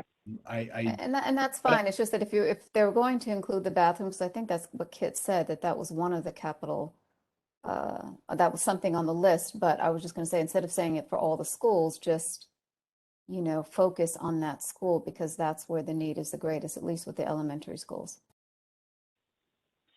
Yeah, just to provide a tiny bit more context, what the superintendent shared with us was that multiple sites needed bathroom upgrades. But he's a very busy guy. And so we went back to him to try to get more specifics about which sites, and he didn't have a chance to respond before this meeting. So we don't actually know specifically which principals let him know that was the need, is why we've been keeping it general. Yeah, and I mean, I think we can, it's difficult, but we can, in the narrative, in the reasoning section, we can obviously say, if we want to, we know, like, for example, PS 111. But in terms of when I check off the box, I have to say either specific location or district wide. And so I don't have that, you know what I'm saying? So just so we're clear, what the end result comes in is that maybe the narrative will include PS 111, but we'll still be requesting it district wide. Okay, that's fine. Thank you. Okay. Sarah, thank you for being patient. You're up next. No worries. I don't know where this falls, but we did write a letter about the Arnold Belkin mural at Matthews Palmer Playground, asking for the rest of the expenses to be covered for that project because it is not fully funded. They're continuing to fundraise. I have been in touch with Denise. They're continuing to try to bring awareness and advocacy to the project, and that the scaffolding is still up, and kind of now is the time to be able to try to complete that historic project. And it's been a really long time in the making. So I would just like to advocate that we add that to our request this year. I'm not sure if that falls under capital or expense, or what you guys feel about that. It would be discretionary, I think, and so therefore it'd be fall under expense. Okay. Yeah, so it'd fall under expense. I think the other ones that I think they would all of the arts and culture stuff, unless we're talking about, literally building a theater, would be expense. Okay, great. I just knew there was some construction involved, so I didn't know which one. But. Yeah, I mean, because it would be going to our letter was advocating for Corey's office and the city to help fund the restoration, which is being done by an organization, a not quote unquote nonprofit organization. So that would be, it wouldn't be capital unless they were buying, like, a vehicle or something to do the work. Understood. We can talk about it when we get there then. Thanks. Speaking of getting there then, anyone have other capital suggestions or other reactions to how we've talked about prioritizing the list of capital items? If not, Jesse, maybe you can do one more voiceover of how you're planning to update this sheet, and we can put a lid on this and move over to expenses. Wait, I'm sorry, Kit. So wait, what happened? I'm gonna go back. What happened with the composting? We're gonna kick it to WPE, Jesse, or and include it in that language, or we're gonna. I think it would be an expense in my Okay. mind, unless we're specifically asking For like X number of bins. Gotcha.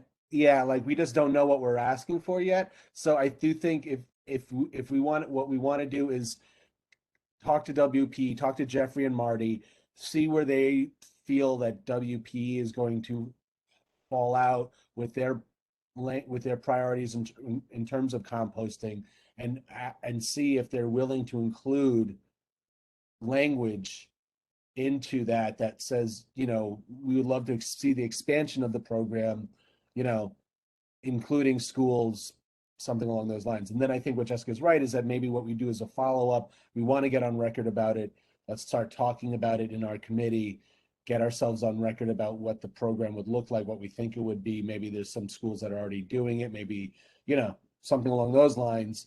Then we're giving us some background to then say, yes, ACES is really advocating for a specific DOE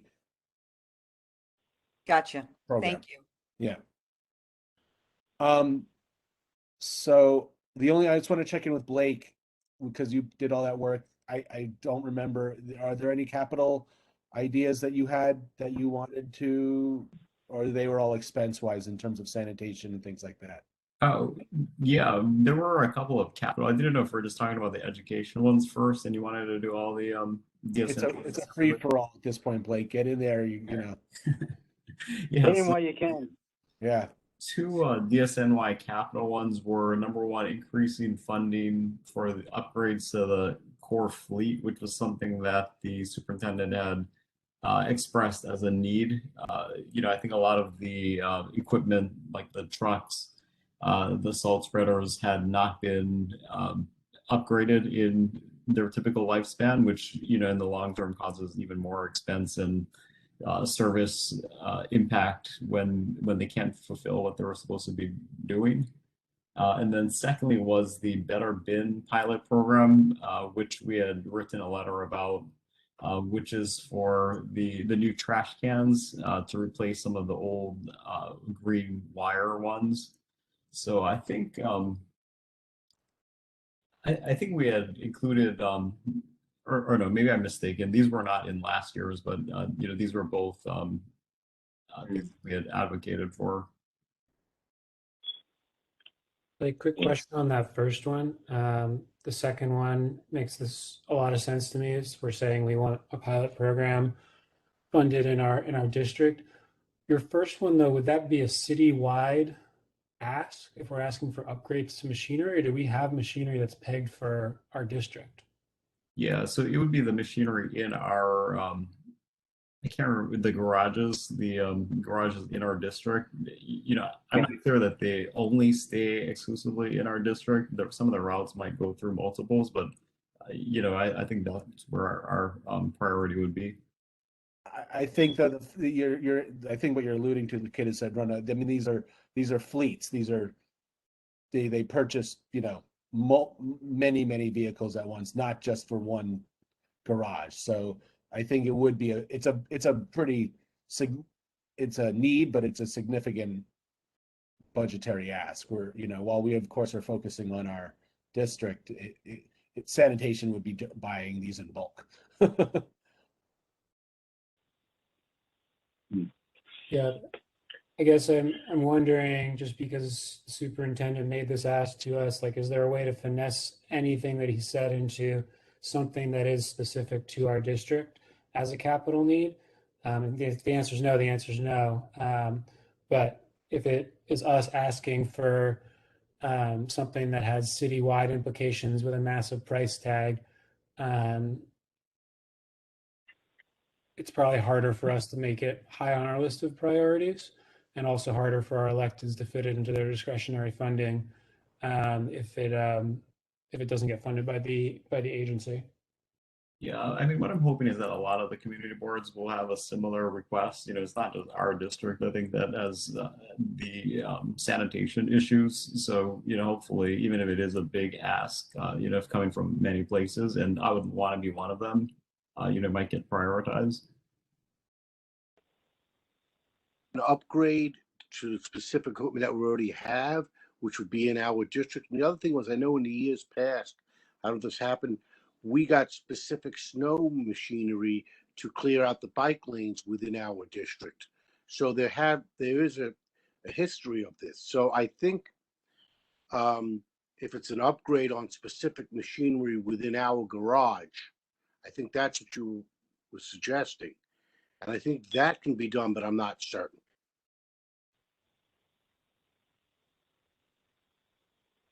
Blake, Jesse, does that sound? Yeah, I mean, in the past, David's right. In the past, we've made specific requests. We've made specific requests to about individual, items that the superintendent had requested. Some of them being the bike lane, things like that. I mean, I think we can make that request about the fleet.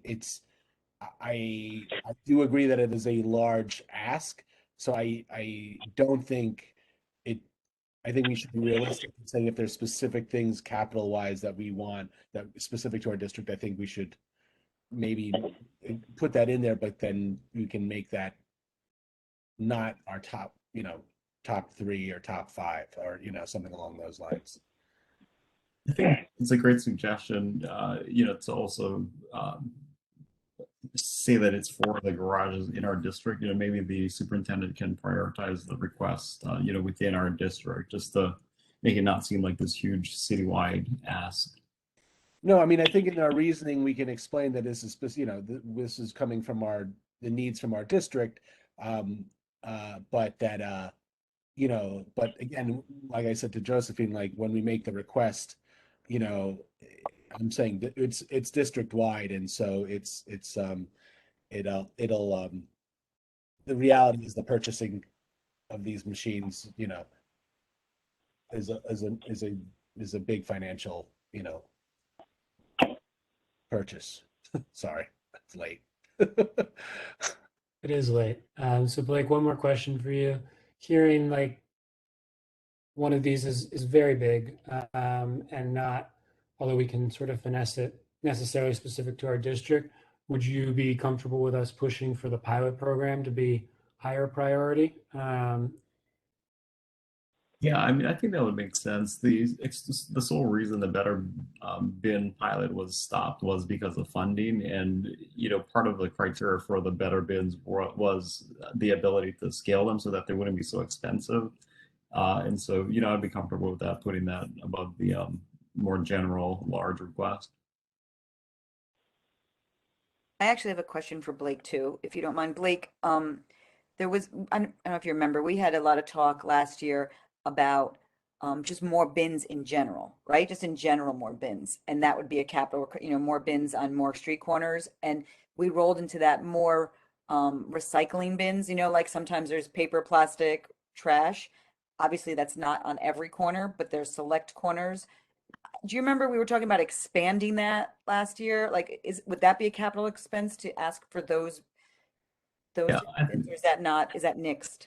No, I think that's a great point. I mean, I'm not sure we specifically had included that in a prior letter, but I think it almost fits in with the Better Bin concept where, both the quantity as well as, quality improvements are needed.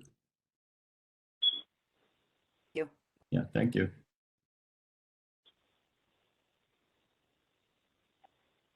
Any other capital suggestions? And just to reiterate, it doesn't have to be education specific. We've heard from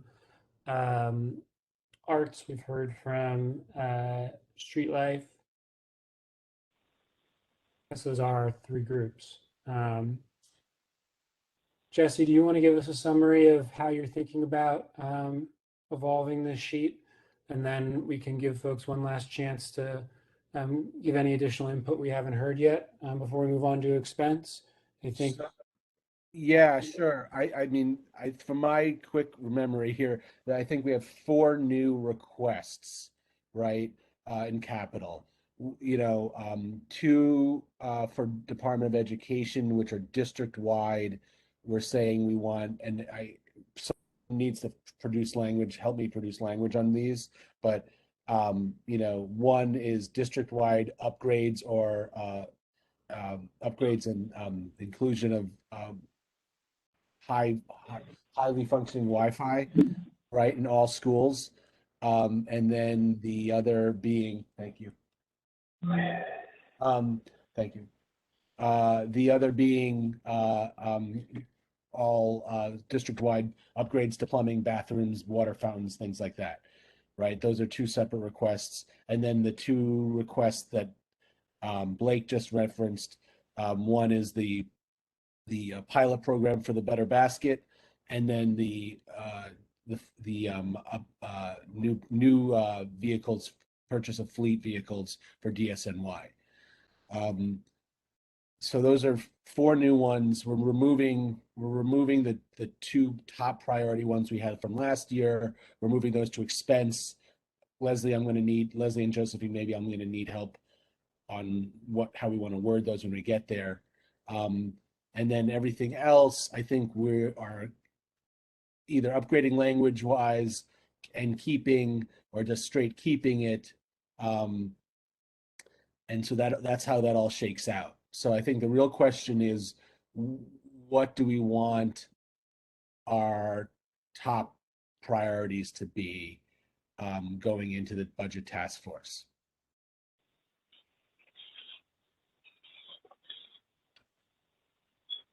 I'm going to put myself. You sound like it's a gauntlet going into the budget task force. Leslie, it is. So, I can type in the ones that we've got, right? Very, very rough stuff here, right? Jesse, I just dropped some drafty language on the education ones into the chat, and I nudged Blake to do the same on the ones that he voiced over. I'm happy to put a proposal out there, and then let's try to talk it through. And let's keep in mind that after we're done with this conversation for capital, we get to do it all over again for expense, and it's almost 8:30. My suggestion is we put Wi-Fi at number one, just because it's integral to kids being able to access instruction in this day and age.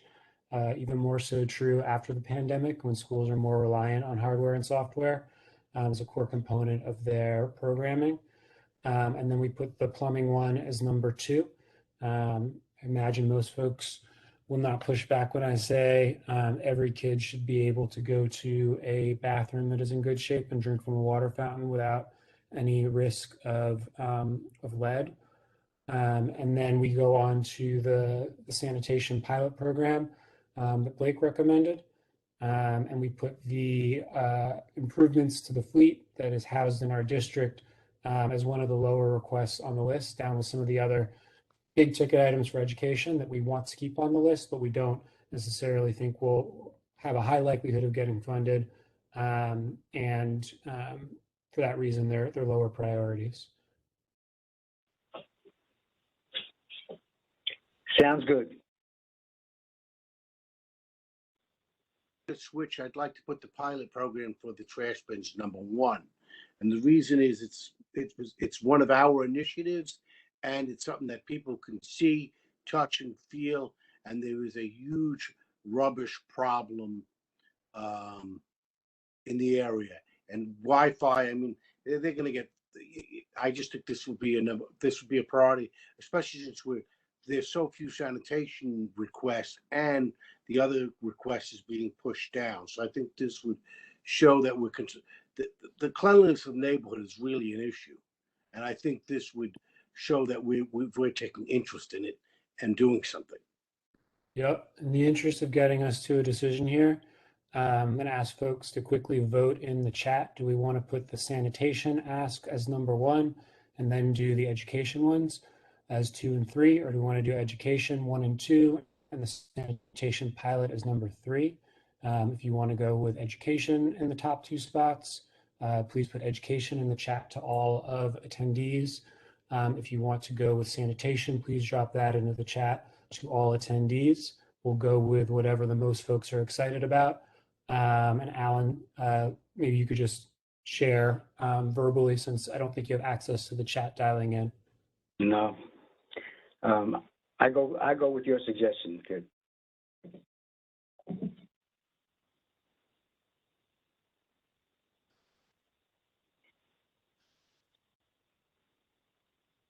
Education on top.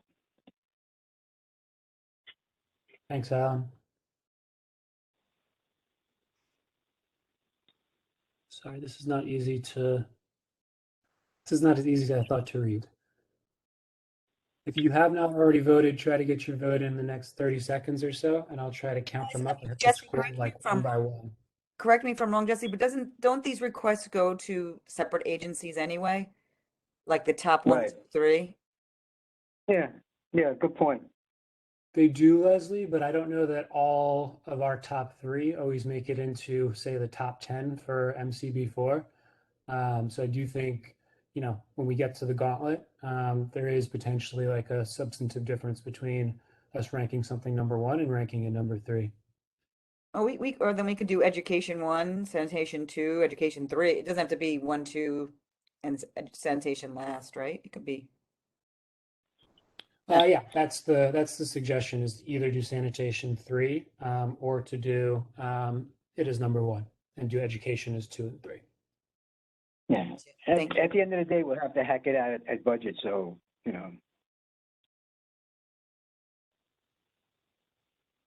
don't know that everyone has voted from what I'm seeing, but 1, 2, 3. Alan is 4 and I'm 5 for prioritizing education. And then I'm scrolling back.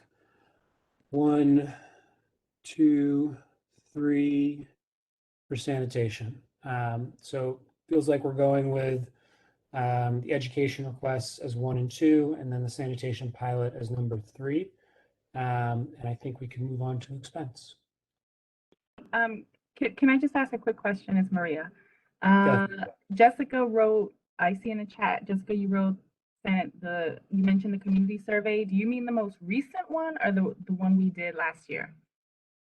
Yeah, I mean the most recent one. We haven't, Jesse and I are finalizing how we're gonna share out the results, but we had over 300 people who participated in the survey, and I could just share briefly that crime and public safety and police were what people prioritized, I believe, first, then quality of life, then trash removal and cleanliness, affordable housing and land use, and then social services and homelessness, and then a whole bunch of other things, but those were the top 5 things that over a third of people voted for.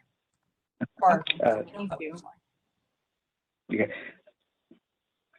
Jessica, could I ask, could you break that down in terms of how many responses you got from Hell's Kitchen, how many you got from Chelsea? Is that possible? We only asked if people lived or worked in the district. We did not ask a question about where in the district they lived. Gotcha. I think that's okay. All right. Thanks. And I think Jesse's going to kill me for asking this question. Jesse, I'm so sorry. Why are we prioritizing tech? I know this was from last year when tech was a super, super important issue because everyone was remote. This year, de Blasio and DOE is phasing out or has phased out remote. It's not like kids are going home with iPads every day anymore.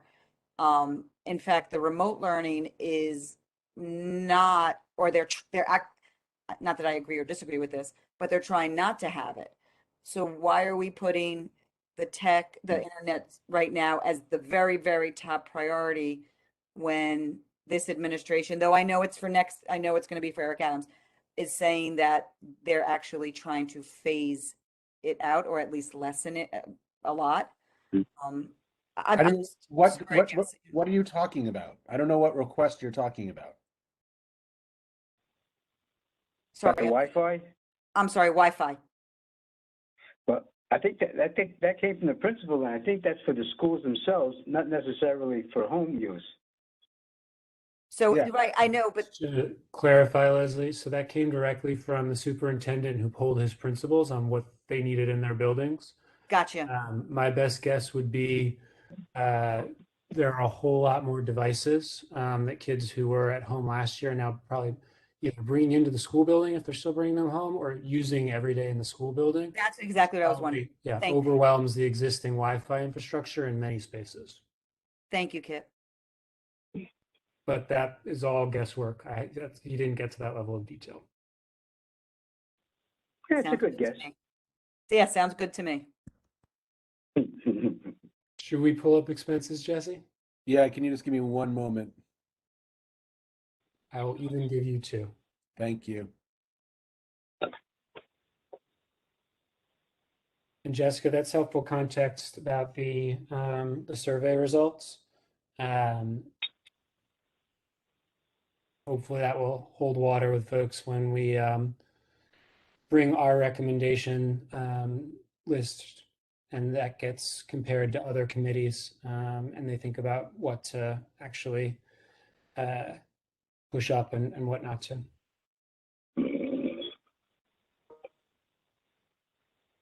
Agreed. And as I said, we're working on finalizing something that we can share as a report back to folks. So you can expect that soon. And that we also ask people for comments just while Jesse's pulling it up. And I'm in the process of aggregating, many hundreds of people gave comments. And so I'm in the process of aggregating those by category.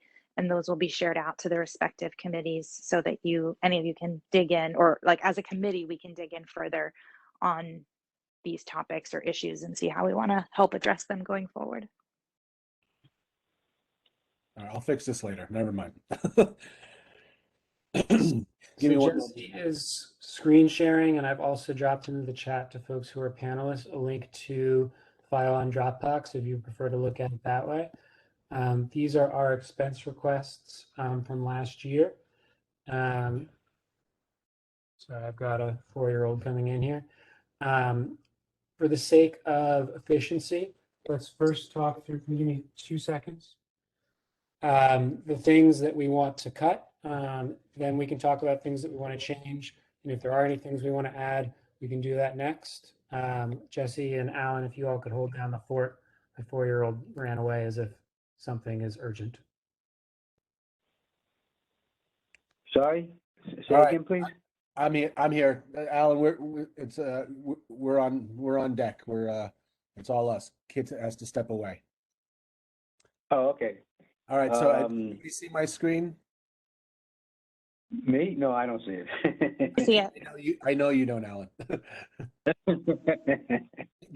I'll imagine it. I'll imagine it. The only person I see is Blake. Blake, can you nod your head if you see? I see it. I see We it. see it, Jesse. We see it. Thank you. All right.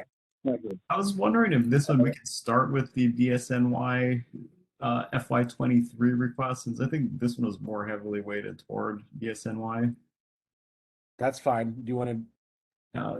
Well, ones you want to take a look at the ones that we have. I put a spread, or you put a spreadsheet in the Dropbox with the proposed 23 requests. Oh, you want to look at that? Okay. I think that might be a good place to start. Okay. Can we? All right. I just want to make sure we just coordinate that with what we already existingly have. Let me find that.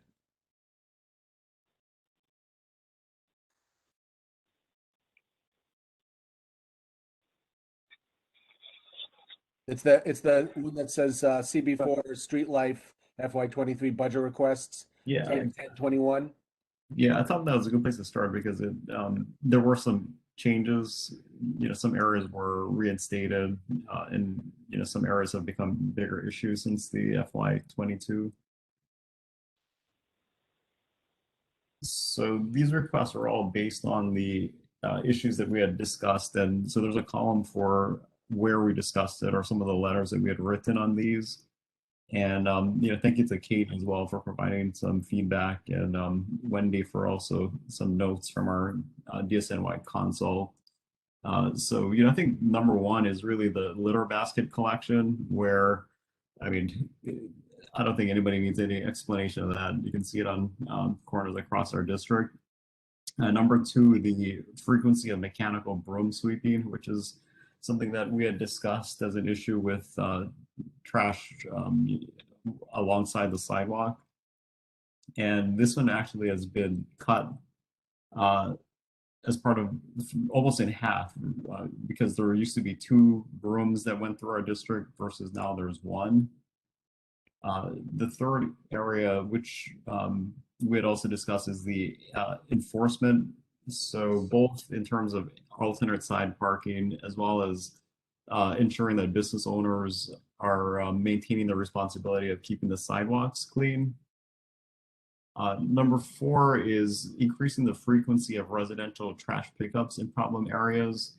And I think this is another one where we all see the trash piling up on the sidewalk. And, you know, I'm not entirely sure that the service had been adjusted to people coming back to the city and, you know, really having an increase in demand for trash pickups. Number 5 is the organics, which I think it might have actually been a WPE letter where CB4 expressed support for composting last year when the program was entirely cut. It's been reinstated as an opt-in program, but that doesn't necessarily give it the ability to be sustainable long term. Sorry. Sorry, yeah, the next area, the environmental police unit. So we discussed that, I think, at the last meeting and wrote a letter. That's the unit that is responsible for syringe pickup. So even if it had been increased back to the 12 agents, I think because of the increased issue of syringes, you know, there's still some unmet staffing need there. And then finally, e-waste collection. So e-waste collection was cut as part of the budget, the COVID budget cuts, and reinstated only in Staten Island. So it needs to be, you know, restored in our district as well. So I think these would all fall, you know, under the expense section. This is great. Thank you for a couple of questions. The first one, I'm under the impression that at least in some parts of our district, I think basket pickup has been has resumed its prior pre-pandemic cycle. Was that discussed at the meeting? Was that, did he answer that question? I don't think that's the case. I think the confusion is that the trucks are taking the same routes. So technically every corner is still being served, but it's being served with fewer trucks. So service in effect has been halved. So maybe before they weren't picking up at the particular corners, and now they're picking up corners but less often? I'm not following. Yes. Yep. The trucks are still hitting it. It's just not. They're just not hitting it as often as they used to. Less frequency. Thank you. Okay.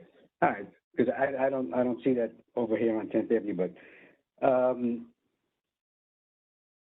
I was informed by someone recently that even though there were budget cuts, I'm talking about mechanical broom sweeping, and its effect, and it's partially also the alternate side, it was done specifically more so for preventing people from congregating on the street due to the COVID crisis. And maybe we should word it a little bit if we're going to request changes. Perhaps we can put some wording in there that not that the crisis is over, certainly, you know, but something regarding that more normalcy has come back to street activity, or something to the effect, because I don't think it was strictly completely budget.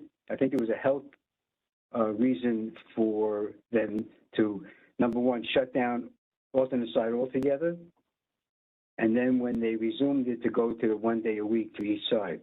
So that's just a suggestion on that. Yeah, I mean, I dug into this point a little bit in the budget consult as well, because I think the cause and effect gets confusing. You know, did the broom service get cut because of alternate side parking or vice versa? And so the understanding is that I have is that the broom service was cut because of budget, and therefore alternate side parking was reduced, not the other way around. No, okay. Like, I also have a question. This is great. Thank you to you and everyone who contributed to this. 1 and 4 feel pretty connected to me. If I'm understanding 1 correctly, it's that we want to get back to the right level of frequency of pickups. And number 4 is more about the fact that there are areas that are not sufficiently going to be serviced even by the level of frequency we used to have. Can you just sort of voice over why are we separating those out as opposed to saying we need like frequency we had pre-pandemic everywhere, and we need to adjust so that there are more frequent pickups in areas that weren't sufficiently served, like private, like why isn't it one ask bundled together, if that makes sense? Yeah, for sure. So one specifically addresses the litter baskets, you know, whereas the other one is the residential trash. As hopefully they're staying separated. People aren't supposed to put residential trash into the litter baskets. So that was the rationale for splitting them. It's 2 different Makes all the sense in the world. I couldn't see with the type font.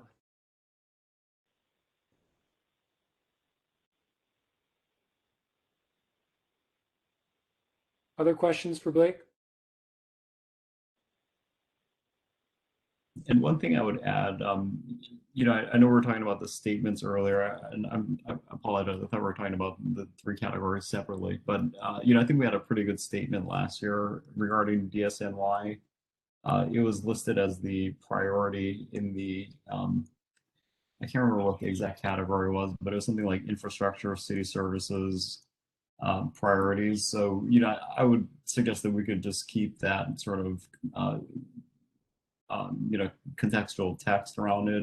You know, maybe just edit some of the parts about COVID, you know, and talk more about the increasing needs, you know, now that people are coming back to the city and we are seeing more activity and also more trash on the streets.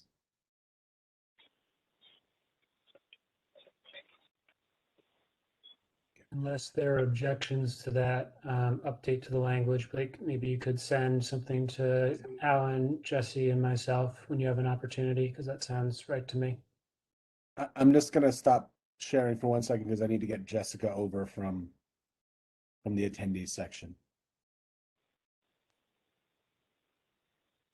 All right. That feels like a natural transition point. I apologize. I don't know what I missed while I was trying to track down our 4-year-old. She's okay. But in line with what Jessica shared when we were talking about the capital side of things, it does feel like we should be really prioritizing some of these items around sanitation. When we think about what we add to last year's request, but also when we think about how we prioritize our expense requests. Did we identify any items on the expense side that we're no longer going to push for? No, we didn't get there. Can I just, before we jump to that, Kit, just for, I think what I can see, I think might well be end up happening is taking Blake's recommendations here and bringing them over. Can I just make a suggestion in terms of, I just think the environmental police unit, that seemed to be a real clear need for our district very specifically. You know, I think it's need in general, but it's such a, they're very proud of their unit and it's great, but we all acknowledge that it's just not enough. And specifically our district has just got a huge population of folks that are actively using drugs. And so I would suggest maybe if thinking that we have to mix this in with the other expense requests from the committee, if you wanted to make, I would just think maybe moving that up to the 5th request instead of the curbside organics. just for this year, just because it's such a, you know, tangible need. And you're going to need to mix it in with the others as well. I just wouldn't want to lose it, get it lost to the bottom. That's my only thought. We don't have to talk about it like right now. I'm just throwing that out there. Yeah, I definitely would support that. I had a similar thought. You might have to arm wrestle with Leslie a little bit on that one. But let's first talk about what we want to eliminate. And then we can talk about where the things that Blake just described can fit in, and how we might want to order them. So I'm putting up the expense requests from last year. These are the DSNY requests.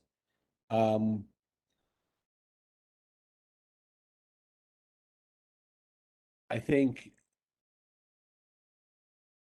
there's very similar to what Blake, some of the stuff is very similar to what Blake has already prioritized.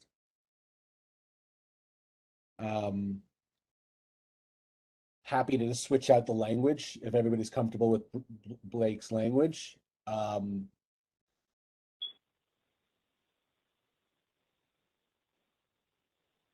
can broaden it back out to all of everything that we did in general.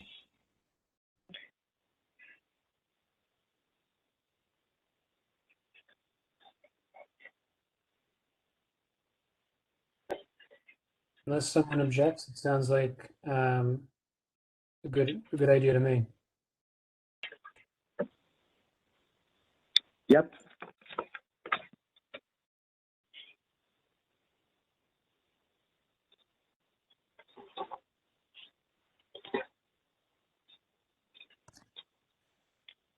So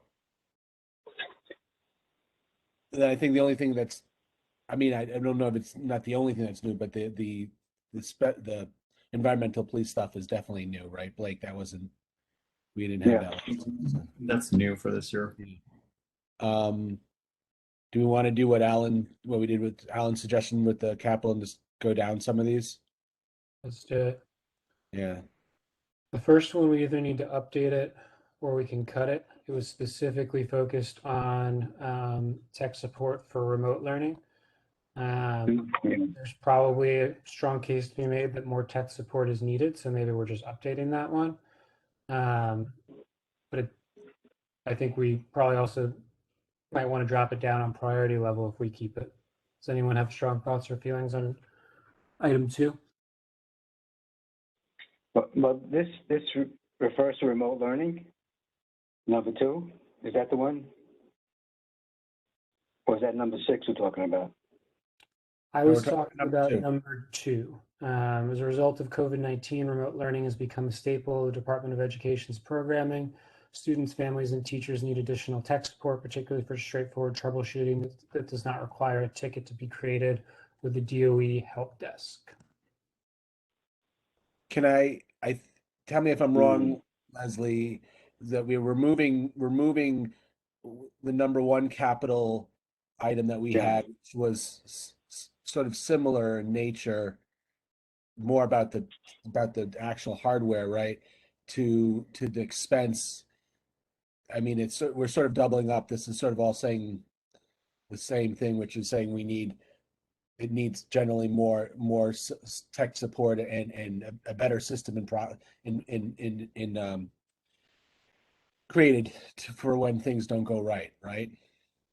Correct. And obviously removing the remote learning portion of it. And I do agree with Kit 100%.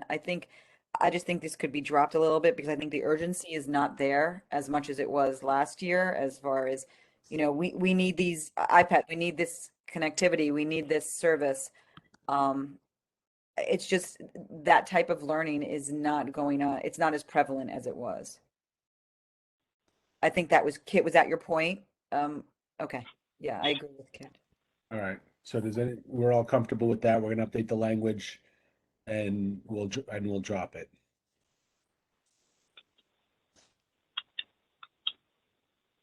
I think number 5 is one of the ones that we will have updated language from Blake on, so we can skip over that one and circle back to it when we talk about where it fits in terms of priority number.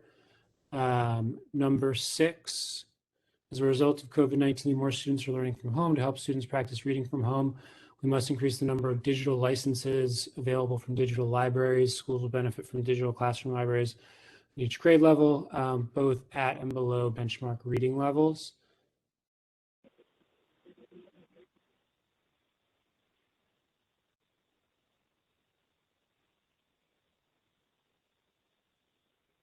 Anybody have a suggestion on this? This one feels similar to me as number 2. I imagine there's many buildings where principals still want more licenses, and it's a valid thing to be investing in. But the level of urgency, I think, has gone down, given that kids are back in schools with access to physical classroom libraries and in many cases, physical libraries.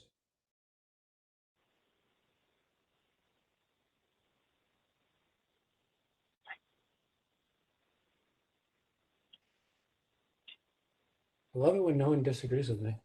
Okay. Okay. 11 sounds like it's been funded. Do we want to take it out? Well, if it's been funded. 12. Can you keep an eye on it somehow with that and take it down, maybe lower, put it somewhere else? I mean, I just think they're going to say it's funded. So, I mean, we can. I think keeping an eye on it is more effective by having them come and meet with us and, check in with us. Well, because I mean that answers took them 30 seconds, maybe 30 seconds to write. I just think it's better to kind of have a more granular conversation about what they're doing in the neighborhood. I mean, I think you guys met with the local DYCD coordinator a while ago. I thought that was really effective, and we did some last minute outreach to schools and groups, and not schools and groups. I'm sorry, job opportunities. So you're saying we should leave it in the way it is, and then follow up with the face-to-face on it? I'm saying remove it. I agree with Kit. You remove it. It's been funded. It's a win. Let's make it a win and have Jessica be able to report saying it's a win. I second that. Yeah. Move it out. All right. I think 17. Oh, sorry, I skipped one here. Number 12. We have updated language for number 17. Correct me if I'm wrong. We also have updated language for number 18. Again, correct me if I'm wrong. We have an updated language. Jeffrey, is that 17? Is that where you suggested the DOE come in or no? Or the schools to expand that language, or that wouldn't be applicable or appropriate?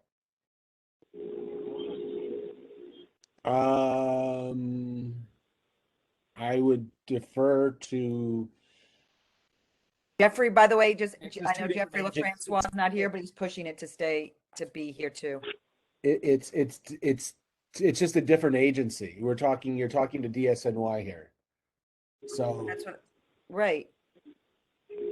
So that's what I'm saying. Like, I mean, if you're putting it to a request to DOE to do, if you're saying DSNY you want to say we should increase here.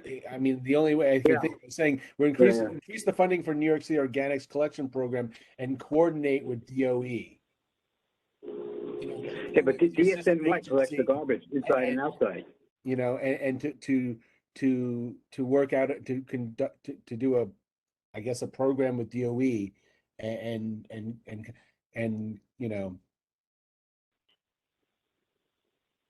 that's what I mean. That's how I could see it, but it's going to DSNY. It's not going to DOE. Well, Wouldn't sanitation be the one to set up the program in the school? They're the ones who have to come in and pick it up, or the staff in the school has to bring it out. They would set up where and how, and then bring it to the curb like they do the rest of the garbage. This is what I'm saying. I think we're speaking from a place of not understanding how we would like this to be done, and how I think it takes more discussion at this point. Yeah, because only one of the agencies has to be in charge of this. They're not going to you do this part and I'll do that part kind of thing, right? I think it falls with sanitation mostly. No, I mean, I don't know. That's what I'm saying. I don't know. I don't know the answer. Yeah.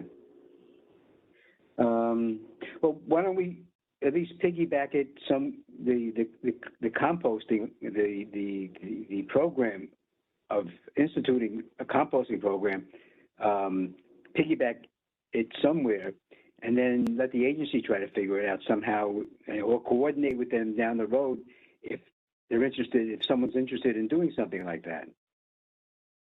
Okay, but Mercedes is saying in the chat that schools already have a compost program and bins, so the request can be made to DSNY. No, that's what I thought. Yeah. Just to add to what Josephine said, I don't think anyone so far has proposed we get rid of expanding funding for composting. But we haven't necessarily heard, or at least I haven't, from any of the schools that they want expanded funding specifically to do composting above the levels that some of them are already doing. And so it might be healthy this year to keep it as a general ask on organics. And then as Jesse and others have said, over the course of this year, we can explore, does it make sense to get more focused in how we are thinking about that expanding within our districts, and actually ask schools, is this an area where they'd like to see partnership with DSNY, expanded funding, more resources, et cetera? But sometimes it's not just up to the school. Sometimes we have to make some sort of social commentary, just like transportation does. They don't ask, you know what I mean? But they're pushing curb cutouts or whatever it is because it betters our neighborhood as a whole. And I think educators might not be specifically focused on environmental advancements in their schools or anywhere else. Not saying that they don't. They're probably more, interested in teaching assistants or learning specialists. So I don't know if, I'm just saying just because it happens in schools doesn't mean I think there's a greater issue here. And it's being more environmentally conscious and friendly across the board in our district. And I'm just touching upon the schools in this point, not necessarily an educational tool or educational ask.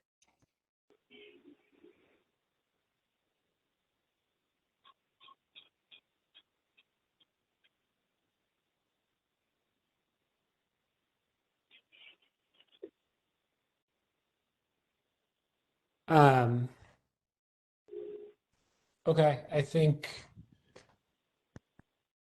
what I worry about is a world where we ask for funding.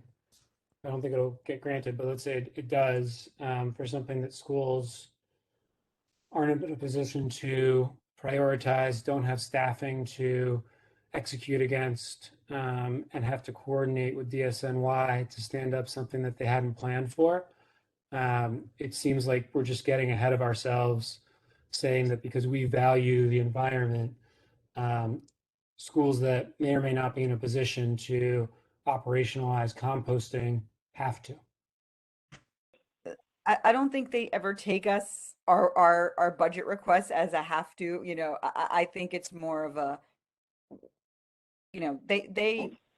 this is more of like Christina, you ask now, and then hopefully it's in their heads and it's put on the map, and then next year it might be more serious, and the year after it might be more serious. They're not going to put in a universal district-wide composting because we're requesting it. I'm hoping, and talking to other people around, hoping that it will be put it'll be put on the map. It would be put, for discussion. That's just not how we do it. I mean, we're opening ourselves into, we should just have this on the agenda at your next meeting, and we should talk about it, come up with how we want there to talk about it. You guys get on record about it, and that's how we do it. We don't put things into the district service cabinet. I mean, sorry, statement of district need, you know, without having that process through, because then if all the committees did that, then it would be, we wouldn't have any reference points to any of these requests. I'll translate that to yes, but not yet. And let's talk about it over the course of this year. Hopefully get a letter about it and some community engagement around it, and be in a position to take a more informed stance this next year. And I'll just reiterate, we are probably going to keep in something around expanding funding for organics more generally. 18, restore frequency of mechanical broom sweeping. I think we have some language to that effect in what Blake has recommended. Somebody jump in if I'm wrong. 25, dedicate funding to Department of Cultural Affairs to fund the DB1 following indie space programs. I don't know. It's a good thought, but I think they need to go in, and we might have recommended it to them when they came before us, that they need to go to the electeds on this. Yeah, I mean, That's I think Sarah and Tamara have actually, we've, you know, over the last year, you guys have written a handful of letters, you know, recommending different programs, you know, so I think those are the ones we should, I think we made our pitch for this. Yeah. You know, and I think we have new things that we have reviewed over the last year that maybe should be considered instead of holding on to something. Their answer is basically going to say, again, it's, you know, they have to go through the RFP process, you know. I agree, Jesse. So Okay. can we propose to remove this? Yeah, we can take that out, I think. 29, expand and baseline funding for licensed school social workers in all schools within Manhattan District 2. 2 years in a row, we've hit on this in our narrative. Josephine, I think I saw something in the chat about that from you. Was there anything you wanted to voice over here? I just added, you know, you can just keep it as is and then add prioritizing schools with the highest numbers of students in temporary housing and students living in poverty. I put it in the chat. I could also forward it to Jesse. It's an easy add. Please, Josephine, thank you. Okay, Yeah, sure. I think that matches the conversation we had earlier in the night about we need more social workers globally. We also need to think through an equity lens about where do social workers, which schools are they needed the most at, and how do we prioritize those buildings? So thank you for that new language, Josephine. Can I just make a suggestion for, instead of writing living in poverty, I would probably want to put Title I schools. I don't know, Josephine. What do you? That's fine, Maria. That's fine. Thanks. All right, and I think we are down to our last item from last year, support nonprofit cultural organizations. This is a continued support item, fund the development of study and database for accessibility of theater groups for, excuse me, accessible rehearsal space sharing for purposes of preserving and creating affordable space to small and mid-sized art and theatrical groups. This one goes on for a little while. And other nonprofit performance and visual art organizations. I'm going to stop reading it there. Do we want to keep that one? The feedback we got was we should bring that to elected officials so we could keep it on with the hope that then we could encourage our electeds to use their discretionary funding. Jesse, we talked about this. Did some of this already get funded? Did the study actually happen? Well, yeah, an initial study happened. I mean, I think, you know, we had advocated a lot of the indie theater groups had advocated for a study to be done by the mayor's, I think Department of Cultural Affairs, or maybe the mayor's media, I forget what it's called now off the top of my head, but division. And they did produce a study, which we were very happy that they did it. I think we feel like there's more can be done. So I think, in my mind, with this, again, with Sarah's gonna have one new request that she's gonna make a recommendation on, I think, tonight, that I think we could certainly have them come back and see where we are, and kind of touch base again with them and get a sense of what the next, really, what could be done next and what can we advocate for next. I mean, I think the elected officials line is, as Alan knows, we 1 year responded to each of their times they wrote back, you should speak to your local elected officials. We said, our mayor is our local elected official. So keep saying this to them. So, I think it's a little bit of a throwaway line, because it's an agency-based request. I mean, this is not it's not a non-for-profit asking for funding to do this. We're asking the agency to send out an RFP and to do this work, to get someone to do this work. And so I think it's been stuck here for so long. By the way, there's no actual continued support for expense. I just created that because that's where we had to stick things, So, so I think it'd be better if this still is something that, the arts and culture subgroup really think they want to focus on. I think maybe we take it off, we reevaluate, we meet with the right people in the city and reevaluate it and see what we can really get out of it. Because this is just going to be repetitive at this point. Yeah. Agree. I agree. All right, so I think we've gotten through step 1 of the 3 steps with expenses of talking through what we did last year. Step 2 is new suggestions, which we've done a little bit of, but I want to make sure that everyone has a chance to get theirs in. And then step 3 will be talking about how we want to order the things that make our cut, with the knowledge that it then goes to the budget committee, which will combine everything and make further cuts. Sarah, I think you and/or Tamara has done some research and some thinking. Are there any new arts and culture expenses that you all want to put out there? I mentioned the mural project earlier, back when we were talking about capital. We also wrote a letter this year. I think it's Kashima, I can never pronounce it, in support of their program, as far as putting, visual art in affordable, workspaces and empty storefronts. And we also wrote a letter about the open culture legislation. And I would like to introduce those 3 things into the expense category for arts and culture. Jog my memory, the open culture letter. What were the details on that one? So specifically, there were a lot of details in that. There were some limitations to the program.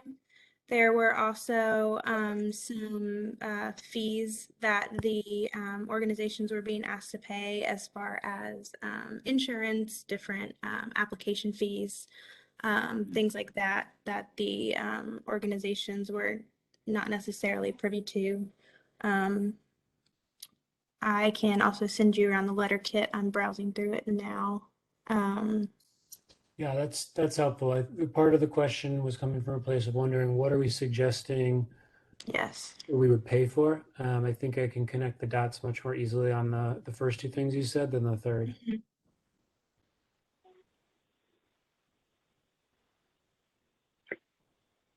Well, let me ask you, is this still a viable program now that things have opened up all over?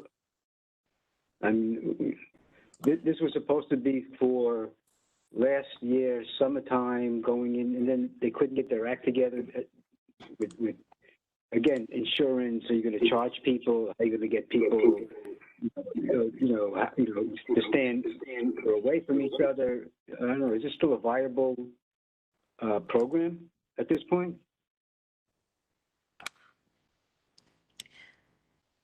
I think so. I mean, I believe that it's still going on and that people are using it as it's going into, the colder months, maybe not so much the end of this year.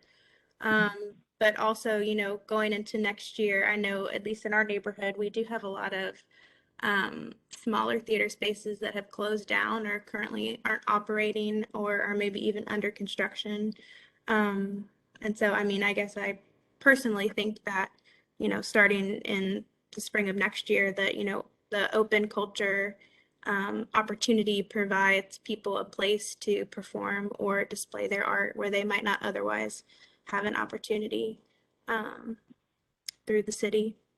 So Sarah, I mean, I think the question for us is right, is what's the specific, is it just expansion of the program? Is it, because I guess if we are talking about opening it to other, widening the acceptance of other, so that's not necessarily a budget. So I guess my question is, do you think it's just purely expansion of the program, or maybe even just saying to continue funding the program? Because Alan is right. I don't know the viability of the program if once theaters are all coming back. Right. So maybe is that, what we're simply saying at this point is, either continue to fund and expand the program. I think that's exactly right, Jesse. And when you said expand, that reminded me, some of the cultural institutions groups actually that didn't necessarily have a relationship, like through the Borough Arts Council, were not able to apply for the program as well. So I think continuing to fund the program and expand the program on a larger scale and offer more opportunities for entities.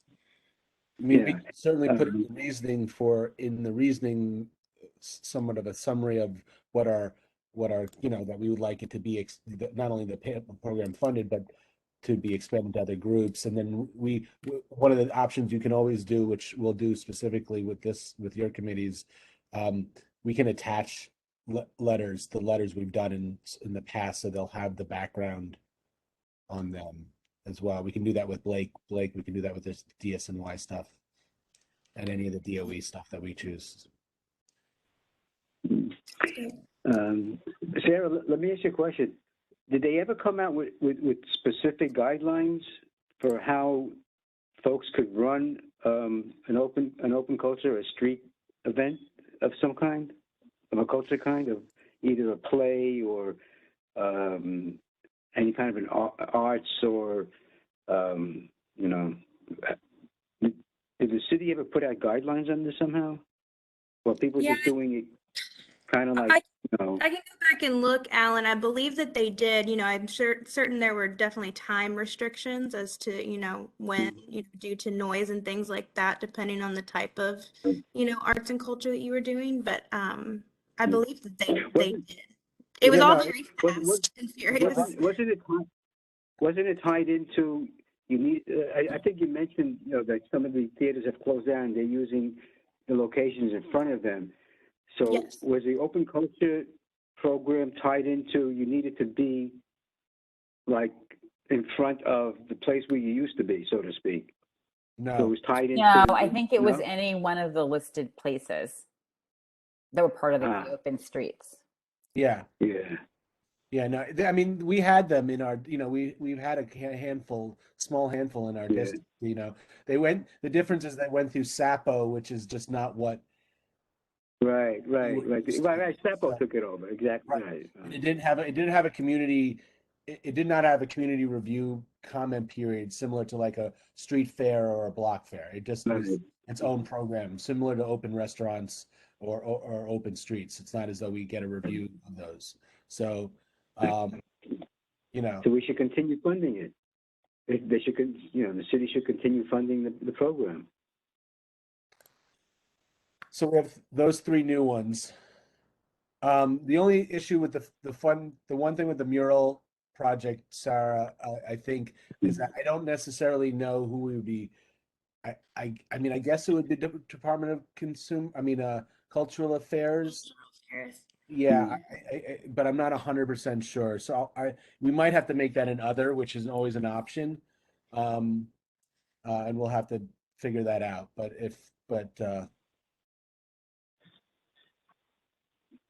Well, we could bring it up at budget and see if anyone has any ideas on that. Maybe we can fit it in somewhere. Yeah, well, I'll ask Corey's office, because if they were going to fund it, they would have to funnel the money through something. So, but I think our letter was pretty, firm on, Corey's office should come up with the money for it. right, but Corey's office That would have be it. options that we can write. The mayor would just say, just ask Corey all the time. Yeah, he's the man with the bucks. Right. Is there anything else? I think we got that. We got arts and culture. I think we got sanitation. We have some DOE stuff. I don't know if there's anything new or an additional we want to talk about. Are you ready? I'm kidding. Oh, are you really? I do have one or two things. Okay. That we have. I mean, we didn't write specific letters about it, but we have discussed it. And I think this has been mostly in our Title I schools in our district, our elementaries, because of the new the pulling of the G&T recently, or at least recently announced for next year. I know these are two specific schools, 111 and 33, are very worried about the status of their teaching assistants and funding for that, because right now teaching assistants are funded mostly by parent donations. And once that is removed from these schools, the principals and the other parents in the schools are worried about if they are going to have teaching assistants. And along those same lines, though not funded by parents, is the need for, and we talk a lot about social workers, but there is a huge need, I shouldn't say huge, a need in certain schools for math and reading specialists.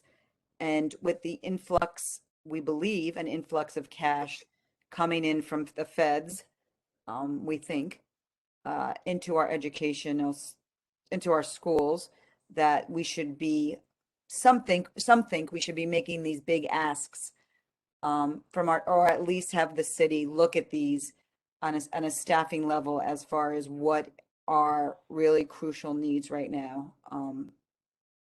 But isn't that up to the local school, not the city, if they're getting the cash?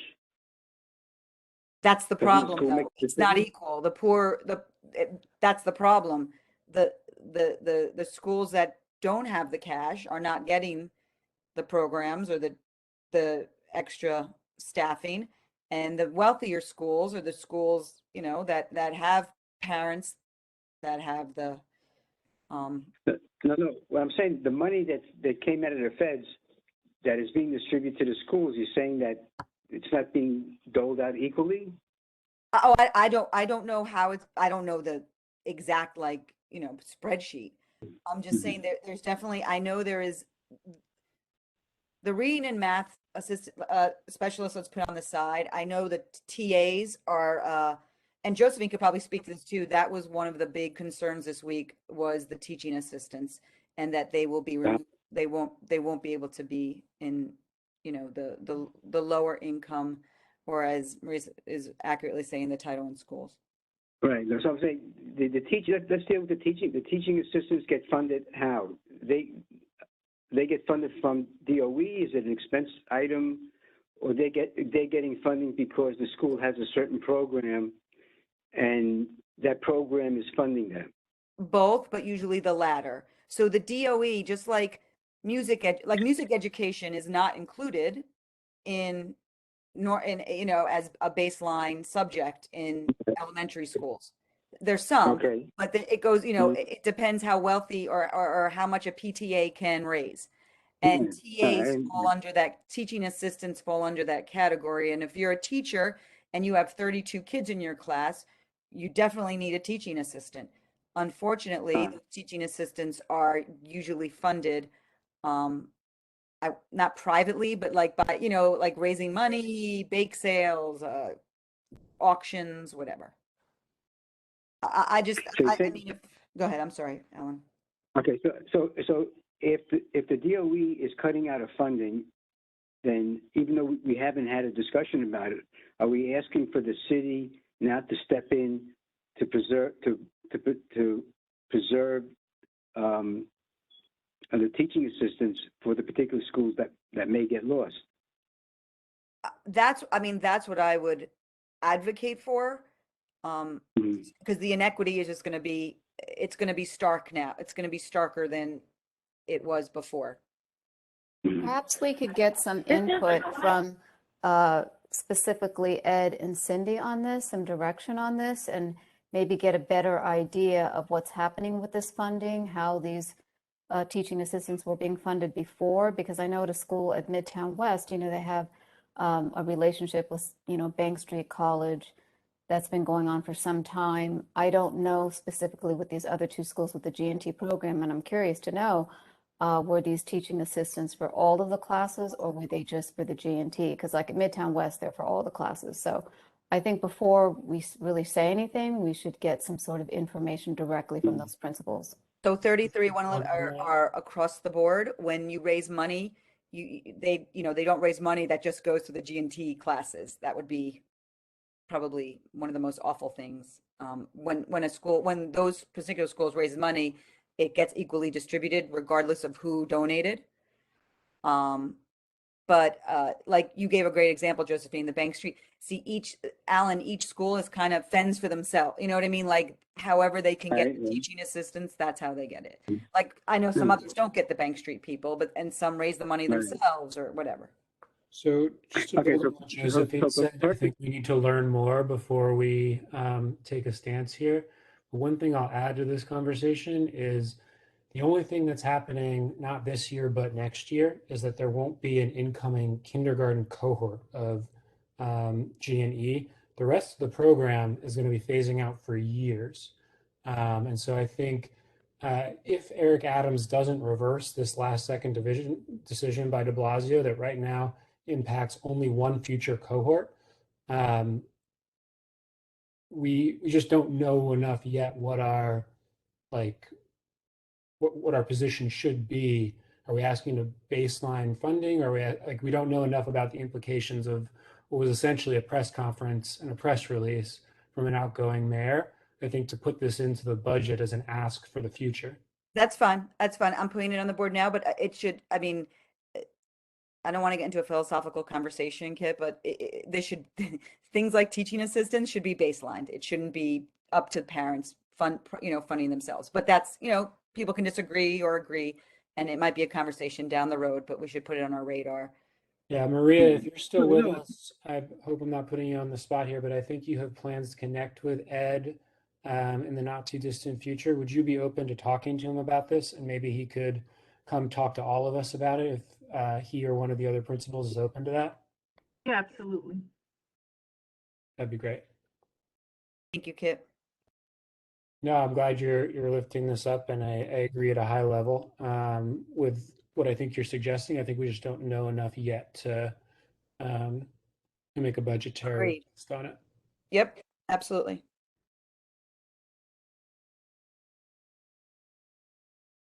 Okay, so it looks like we're going to be busy this year. So I think that's everything new. So I think we've moved on to phase 3 or stage 3, Kit, which is now our own version of the gauntlet, and to figure out what we want to make our top. I would say we should just possibly focus on our top 10, looking at the hour, and then also the reality of being these are also going to be mashed up with 6 other committees. So right. I'm fine with that, and I think it's helpful for us to have something to react to, so I'm happy to throw out another suggestion. 2 things that I think we should have help drive us here. One is Jessica's point from earlier that sanitation concerns are top of mind for the folks who filled out the survey of our district needs. The other being that in our narrative, we really emphasize the need for social workers because of how much trauma students have experienced due to the pandemic. In many cases, students who had experienced trauma previous to the pandemic. And so that's not necessarily a suggestion about what the top 10 should entirely consist of, but I would hope that the things in our narrative and the feedback we're getting in survey results can strongly influence where we land. Yeah, I mean, among the sanitation issues, I would strongly suggest that the litter baskets, the mechanical brooms, and the sanitation enforcement be our 1, 2, 3, you know, particularly since we led off the capital side with education.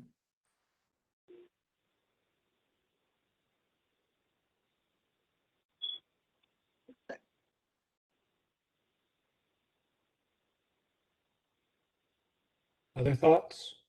It makes sense to me, Blake.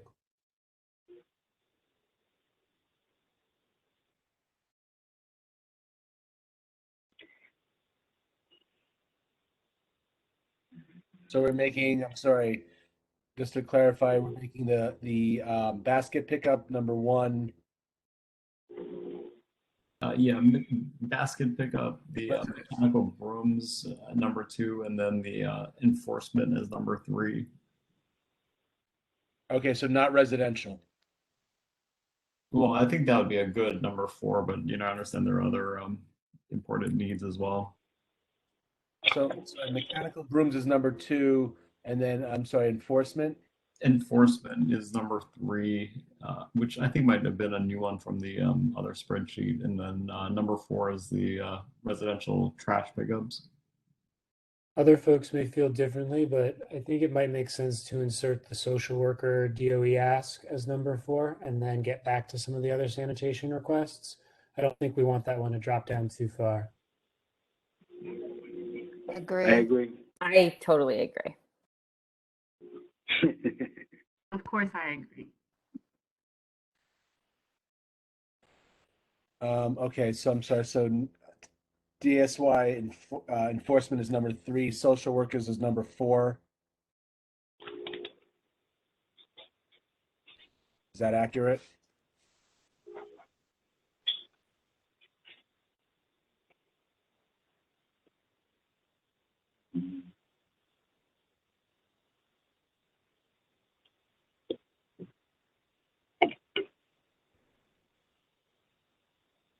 Do we want to go with residential as number 5?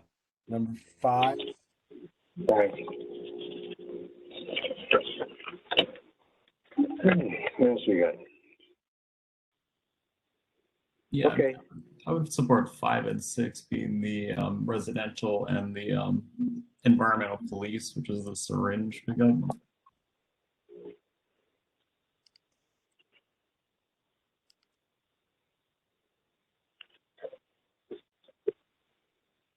I'm hearing no other comments.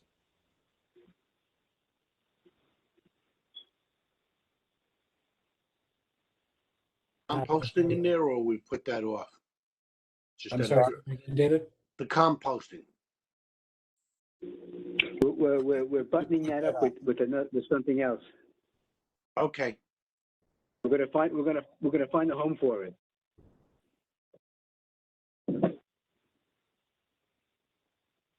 And then we have, not to forget about arts and culture stuff. Sarah, Tamara, and others looking across the mural project. I don't know how to pronounce the name. I apologize. I think it's Chasma, which is converting underutilized or unused spaces to make them into art galleries and open culture. Is there one of those that feels higher priority than the others? I think the mural.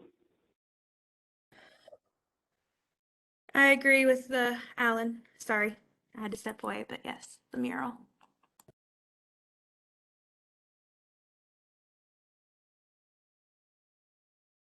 So how do folks feel about putting that next and then bumping everything else sort of down if it's an existing request from last year that we haven't either set as a new priority, or the reframe version of it as a new priority, if that makes sense.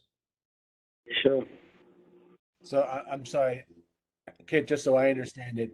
So the other two cultural items that Sarah brought, we're sort of threading those in, are those going, are those 8 and 9 and then everything shifts down, or are we shifting everything up and then making those new requests kind of at the bottom? Or are we just mixing them somewhere in between? And everybody's okay with that? It's okay to be okay with that. If everybody's okay with everything on the list is going to be here. It's just where. Yeah. I don't know how other folks feel, but even though I can never get the name right, Chiasma feels a little bit higher priority to me than open culture, both because you're taking properties that otherwise are vacant or not in good condition and converting them into a good use, but also because it supports the artistic community, giving folks gallery space who otherwise might not have it. So I would be in favor of bumping that one up to maybe the middle and putting open culture somewhere near the bottom. And the middle being after all the ones that we've already said are sort of 1 through 7 or wherever we landed. I would also, Kit, to that, Chasasma, that I think is actually has a lot of private funding too. Unlike open culture, Jesse, Yeah. correct me if I'm wrong. I would agree with that. Yeah. It's a yes. I mean, the property owners are happy to have them in there, you know. Yeah, good point. I think it makes a big difference, you know.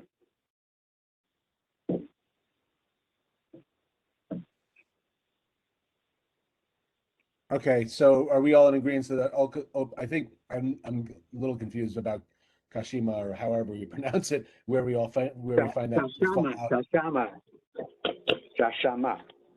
Kashama. But culture, I think, are we all in agreement that that's on the list, but it's lower? Okay. I think so.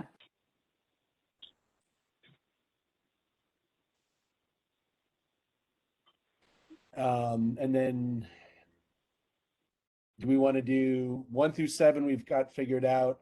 We'll clean up what we had from last year, shift everything up, remove everything, and then after that we'll put in Kashama. Okay. Yes.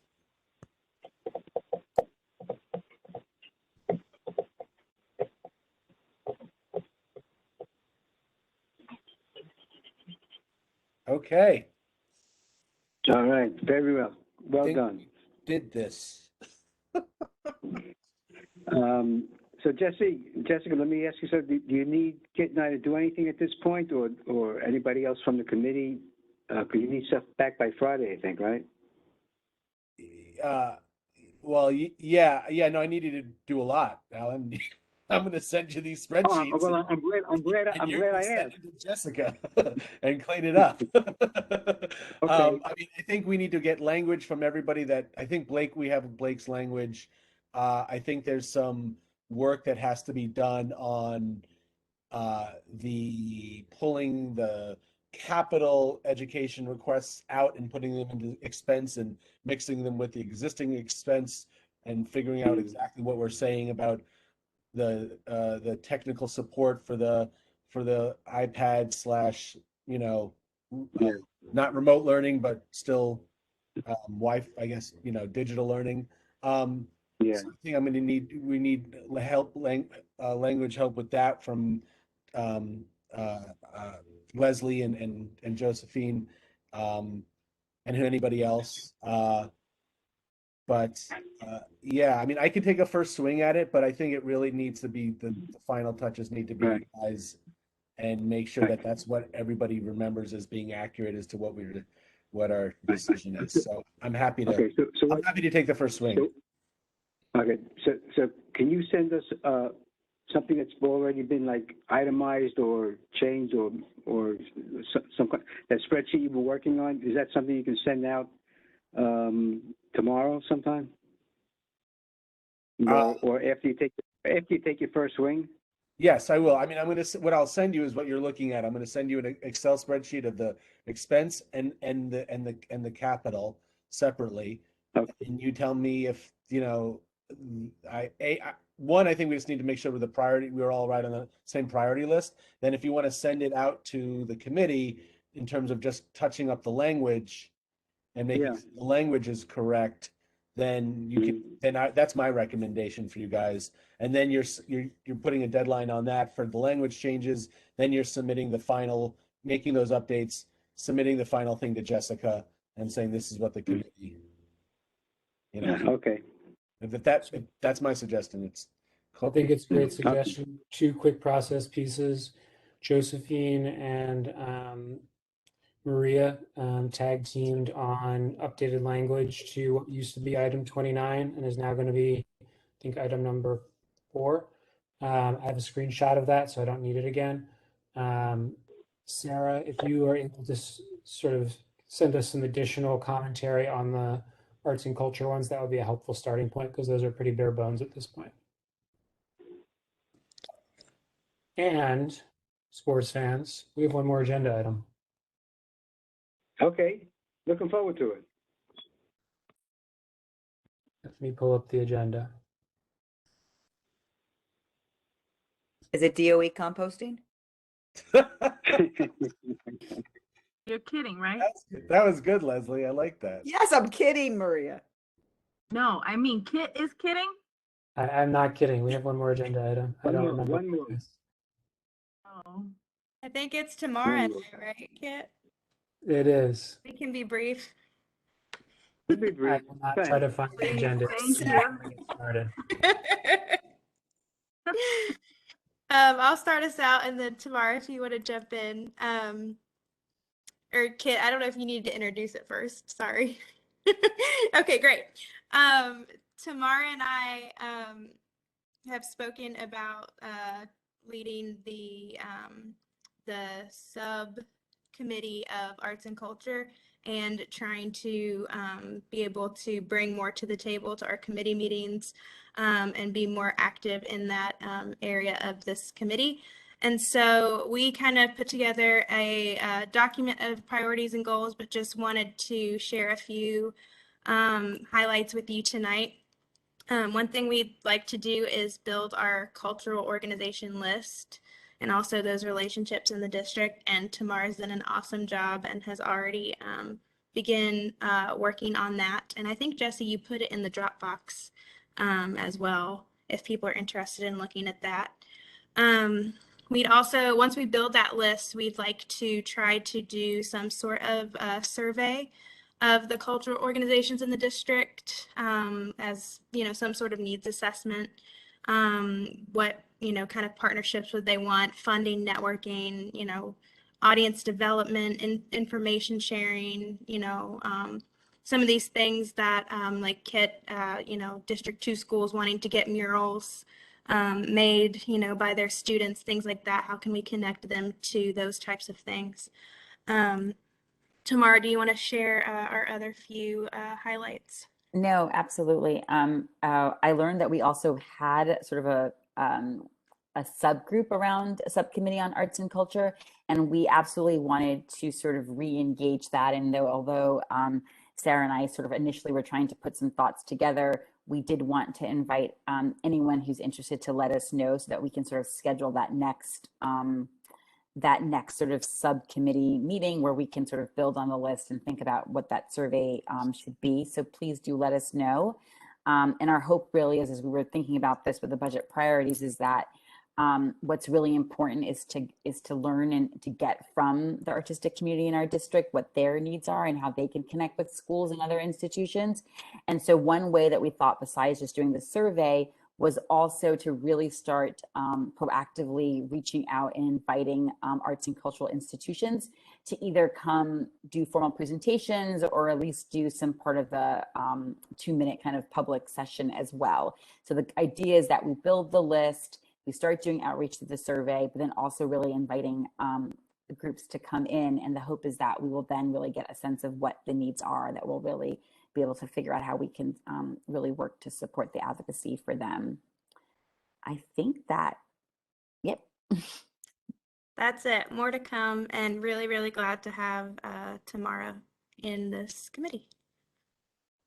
Beautiful. I think that's great. Just wanted to follow up on one thing that you mentioned about schools. I believe that the city is dispersing about $350 million. This is what I read. I don't know what the Post or Daily News or somewhere. Distributing $350 million to the schools to, I don't know for what exact purpose, but supposedly 20% of the funds that each school gets needs to go to arts and culture programs.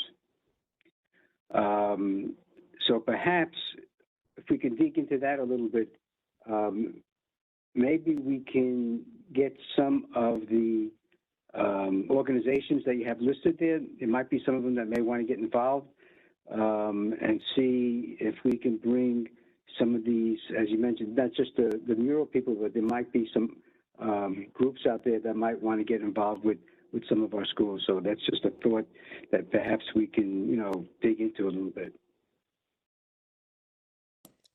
Can I just add, I love the idea of having organizations coming in, and I would even more like to have organizations that I think have a direct connection with the artists that live in our district, because that's an area that, I'd love to learn more about is, being a working artist in the district and what kind of resources, maybe we can help to provide to that, those neighbors of ours.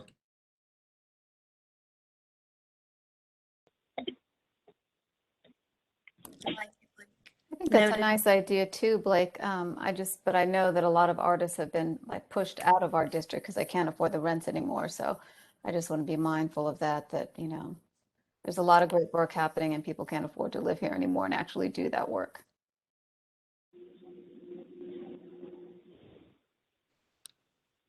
Any other questions, comments for Sarah and Tamara?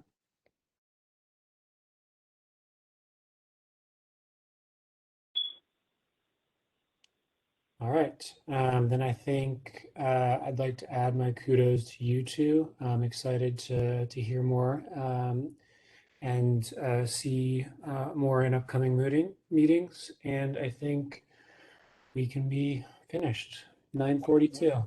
One thing, we just had one person from the public who's been here the whole night. I just want to make sure that she has a chance if it's a newer old business item, if that's all right. Diana, are you with us? Yes. Hi. Hi. Hello. Hold on. Welcome.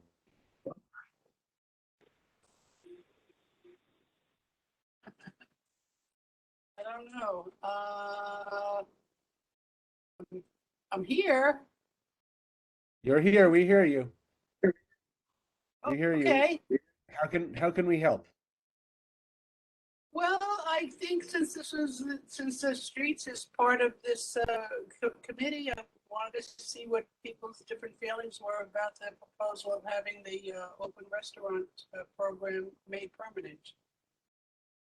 So actually, that came before two different committees of ours just recently, and both the Transportation Planning Committee and the Land Use Committee. We had voted not in favor of it with a series of conditions, pretty significant conditions, about the whole process and how it would go forward. And so it's winding its way through the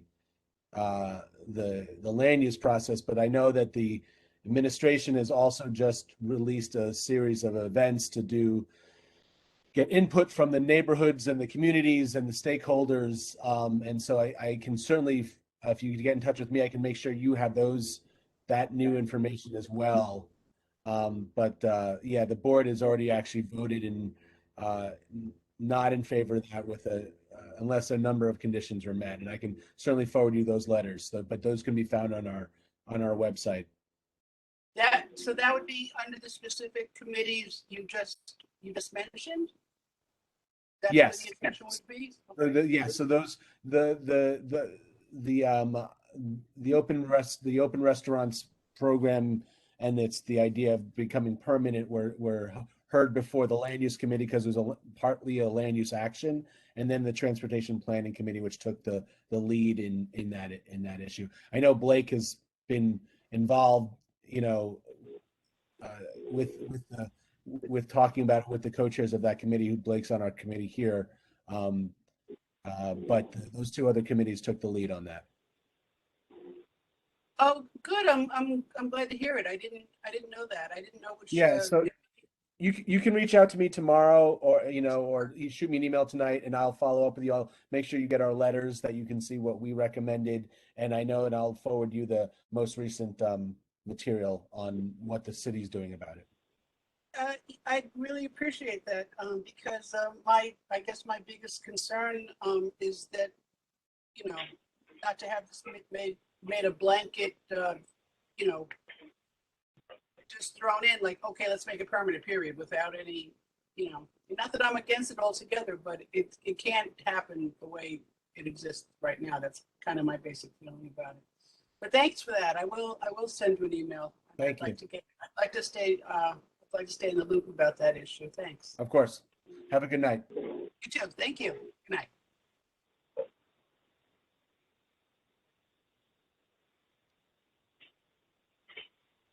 Jesse, Yeah, you still there? I'm here. Okay. Are we closing the meeting? Yeah, someone has to make a motion. Making a motion. A second. We got so. There we go. Good. I am done. Good night. Night, Bye. Everybody. Jesse, can you hang on for a minute? I just wanted to ask you, just a follow-up on that. Alan, you're killing him. Why don't you give me a call? This is a public meeting, so I can't. Oh, okay. All right, I'll catch up with you in the morning then. No problem. Great. Thank you. Okay, have a good night. Thank you, everybody. Terrific. Good job. Great job. Thank you.